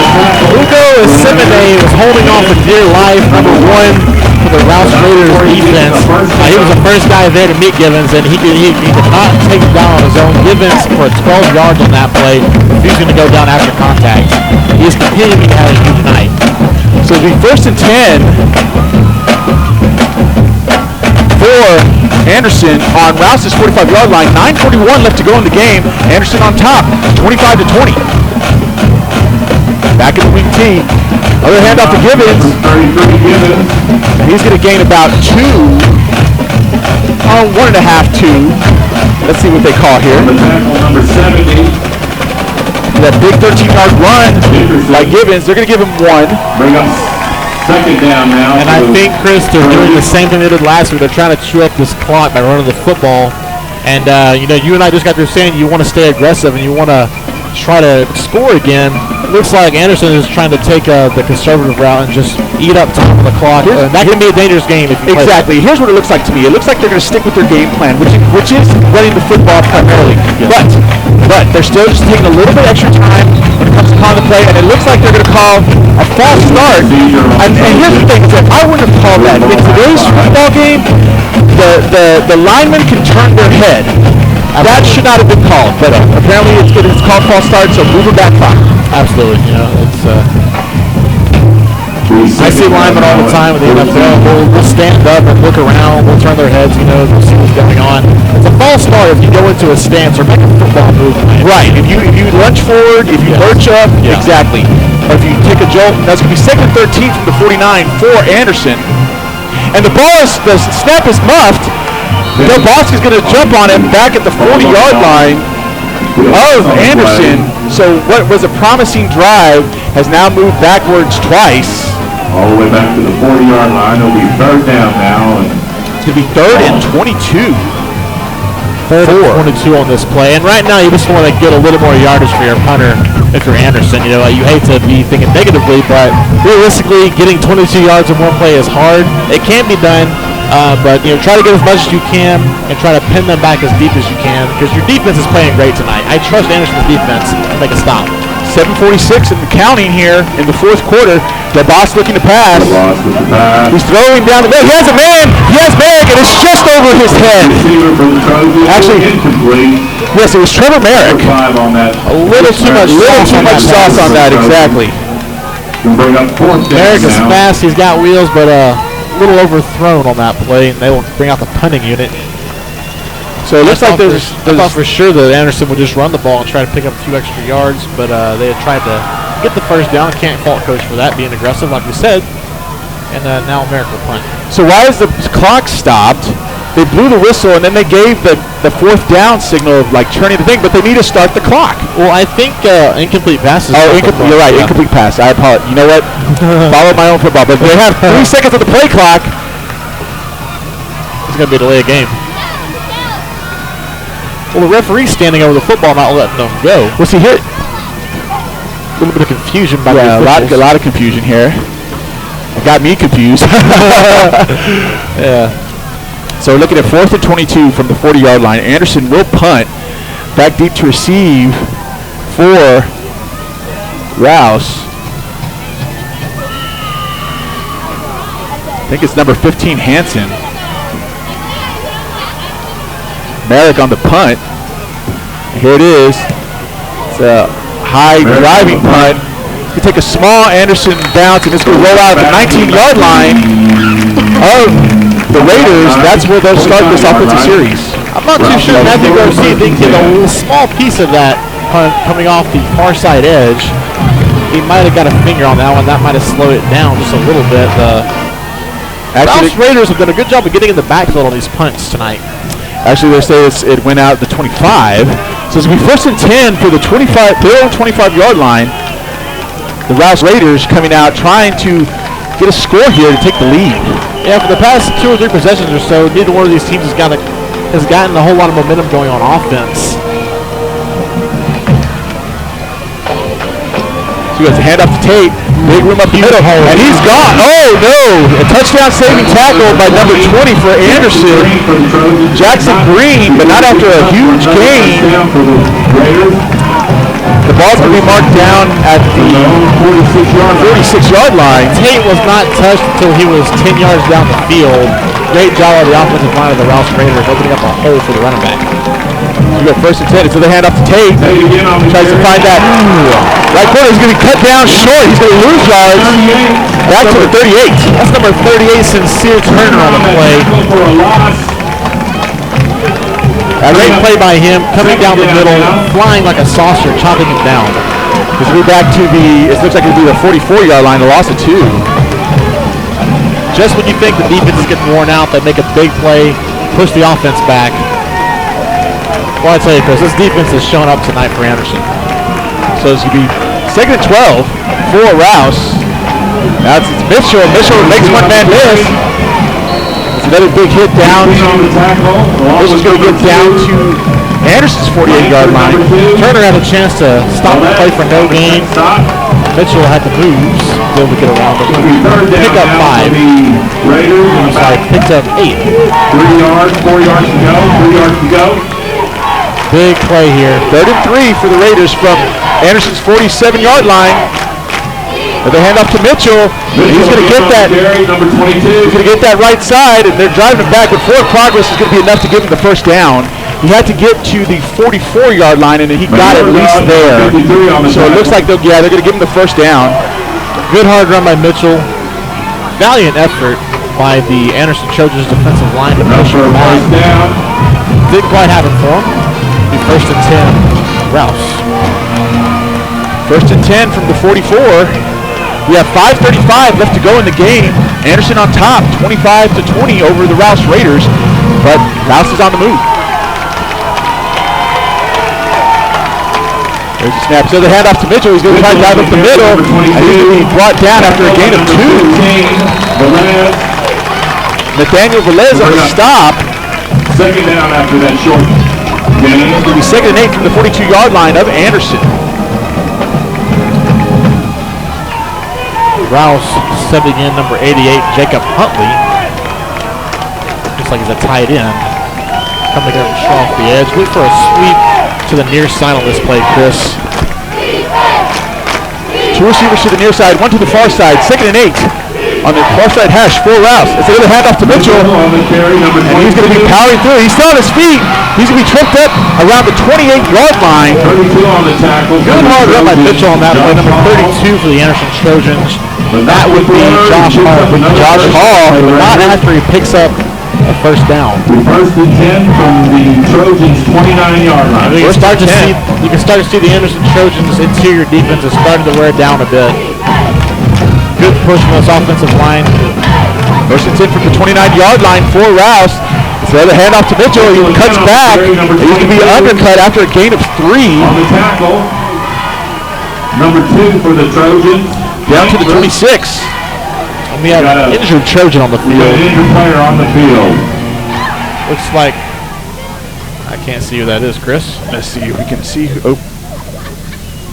It is number 99.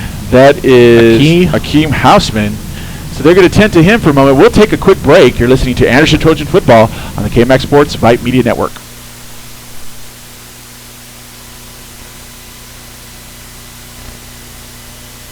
Hey, have you liked us on Facebook yet? Whoa, stop right there. Well, why not? Search KMAXSports.com and like us now. KMAX Sports is the largest online broadcast company in Central Texas. How large is that? Well, think of the Congress Avenue Bridge Bat Colony. Okay, folks, here they come. They're flying out from under the bridge. They appear to be Louisville Slugger, and they're falling. Oh, the humanity. As God is my witness, I thought bats could fly. Bringing your teams to you since 2003 without dropping the ball or the bat. We are KMAX Sports. We're back. This is Chris Cavazos, Reed Cormier, Brandon MacArthur bringing you Anderson Trojan Football Here we go. 2nd and 7 from the 26-yard line for the Rouse Raiders. His handoff to Tate now, and he's still on his feet. He's going to be brought down at the 25-yard line. I'm sorry, the 20 for a gain of 6. And at this point, Chris, the Rouse Raiders are they're deep enough into Anderson territory, and it's deep enough into the fourth quarter, just under 4 minutes to go, that if they don't pick up this fourth down, if they don't pick up this third down, they're probably most likely going to go for it on fourth, down by 5. Yeah, they're on 20. There's no question about it. They're going to go for it on fourth if they don't get the first down here. From the 20-yard line, 31 for the Raiders. Other handoff to Tate, and he's going to get the first down. He's going to be brought down at the 18. He had to just get to the 19. So it's going to be a gain of 2. So it's going to be 1st and 10 for the Rouse Raiders on the 18-yard line. 3:17 left to go in the game. Momentum has definitely shifted in Rouse's favor. They're down by 5, but they are knocking on the door at Rouse's 19-yard line. Anderson has to do something on defense here. If they let them score, they're going to be up by 2 or 3 at the most. And Anderson would have to respond on offense, which their offense has been stale the last couple of drives. So here we go. 2 receivers to the near side, 1 to the far side, 2 backs to the backfield for Rouse. It's another handoff to Tate up the middle. And he's going to be tackled at about looks to be the 13-yard line. And a surprising approach by the Rouse Raiders on this drive. They have thrown the ball 0 times on this drive. They have given the ball, the running backs, let them work down the field. Usually teams in this position, they're down by 1 score. There's times running off the clock. They want to try to pass the ball, but no, they're just chewing up as much clock as they can to leave Anderson nothing to work with. That's exactly what they're doing. It's another handoff to Tate. No, Moore will keep it, and he's going to be tackled short of the first down, about the 10-yard line for a gain of 3.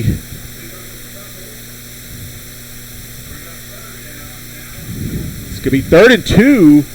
Or actually, they're going to call it, 3rd and 2 from the 10 for the Rouse Raiders.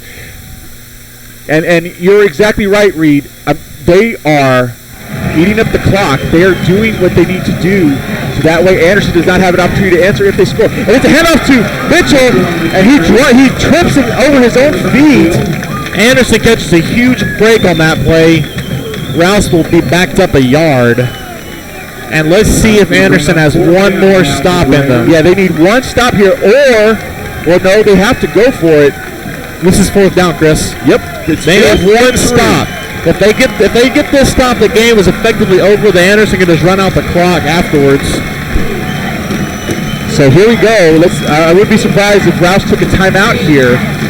And they are at 4th and 3. Practically the ball game here with 1:16 left to go in the game. Anderson on top, 25-20. But it's 4th and 3 from Anderson's 11. We'll go ahead and we'll stay with you here through this timeout. So here we go. It's similar to the Taco Shack Bowl last week against McCallum.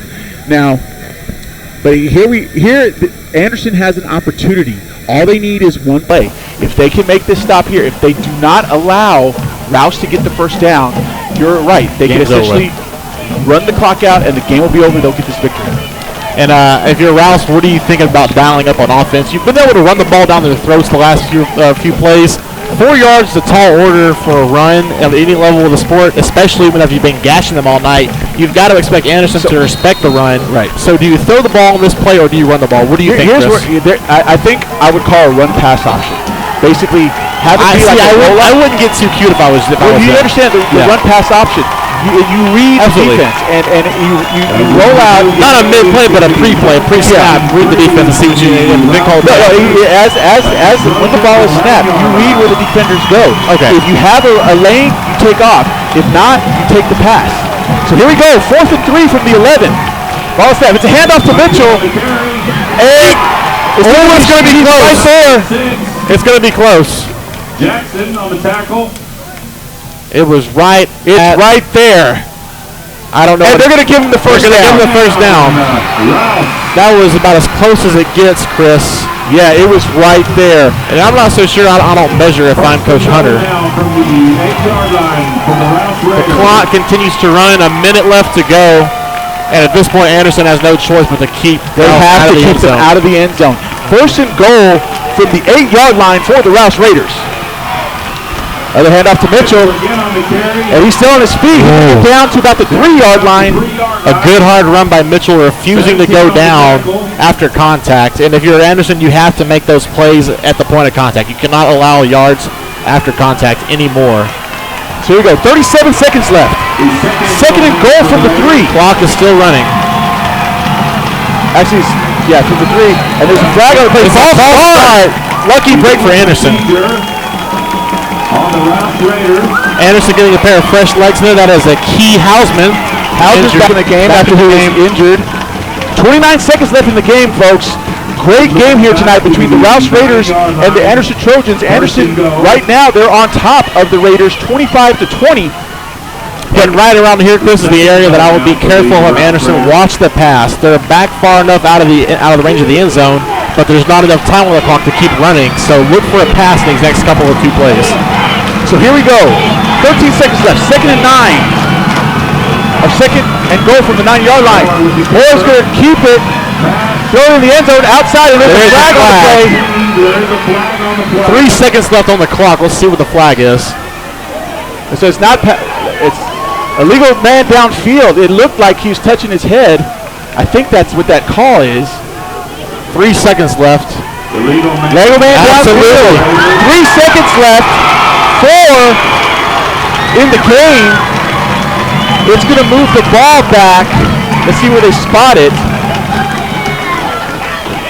Let's see what Coach Hunter wants to do here. I think the time goes back on the clock if they move it back, Chris. No, it does not. No, it does not. It's only if the clock. You only get time back if a penalty happens when the time expires. Okay. Or you'll get a 10-second runoff. So the ball will be placed on the 19-yard line. No. It'll be placed on I'm sorry. 14-yard line. 14-yard line. And the game comes down to this. Take it away, goal. Here we go. Here's the ball game. 3 seconds left, and there's a timeout. Got so ready for it. You were looking at the scoreboard. Anderson takes a timeout here. We'll stay here with you through this timeout. This is why I love football, Chris. This is why I love high school football. The atmosphere, the crowd's into it. The defense is on the field. They're ready to go. The offense is ready to go. This is absolutely by far and away my favorite aspect of high school football. Situations like this. So I will say this: I covered Anderson for KMAX Sports last year. I've been covering them this year throughout this entire season. Daniel Hunter, new head coach here at Anderson High School. This will probably be the biggest win for Anderson in the last 2 or 3 years if they can come out with this win. Rouse has always been an excellent football team. They've always had an excellent program. If they can get this win, it will do so much for the Anderson Trojans. So here we go. 2nd and goal from the 13-yard line. 3 seconds left. The last thing you want is the quarterback to escape the pocket and run it in himself. So here we go.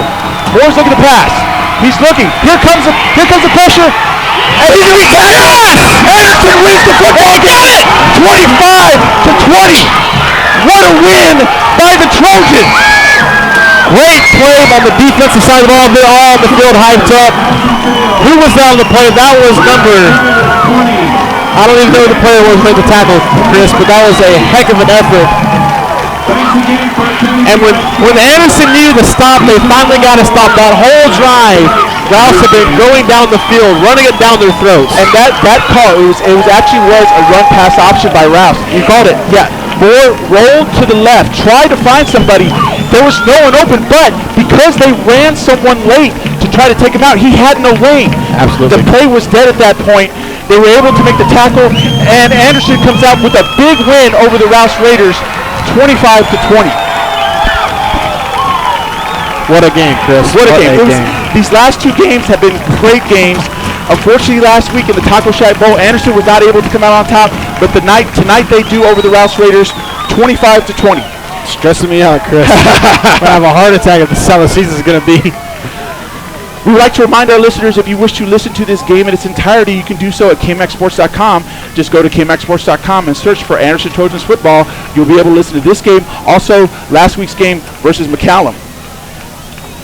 We want to remind our listeners as well that we'll be bringing you the Trojans' next game as we'll be right back here at Nelson Field as the Trojans will open district play in 25-6A against the Del Valley Cardinal. We will have the pregame will start at 7 o'clock with a kickoff at 7:30. So as you can hear, the Trojan faithful celebrating this big win, and the Trojan players celebrating this big win. This is a big win. This is, like I said before the play, this win is easily the biggest win in Anderson Trojans football in the last 2 or 3 seasons. And like I said, this is not a district game, but these guys are competitive. They want to win football games. They're here to win football games. And what a show of respect by the Rouse Raiders, standing arm in arm for the Anderson football Trojans school song. Good sportsmanship. So we'll listen to the school song right now.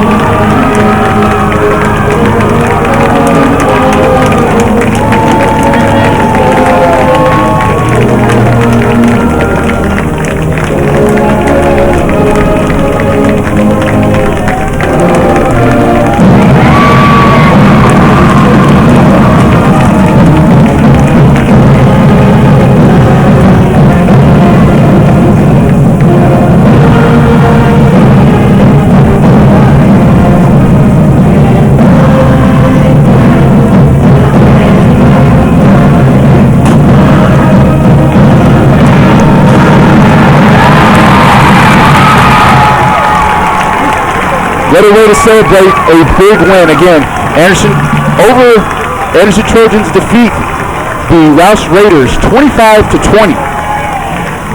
We would like to thank you all for listening tonight. Also, we would like to thank KMAC Sports President Chuck Makata, Chief Operating Officer Tim Cox, Director of Operations Bill Bertrand, Communications Director Christina Weber, Technical Directors Johnny Baeza and Suna Venkat, and our crew, Reed Cormier and Brandon MacArthur. This is Chris Cavazos saying good night and thank you for listening to Anderson Trojans football on the KMAC Sports Vype Media Network. Good night, everybody. So long.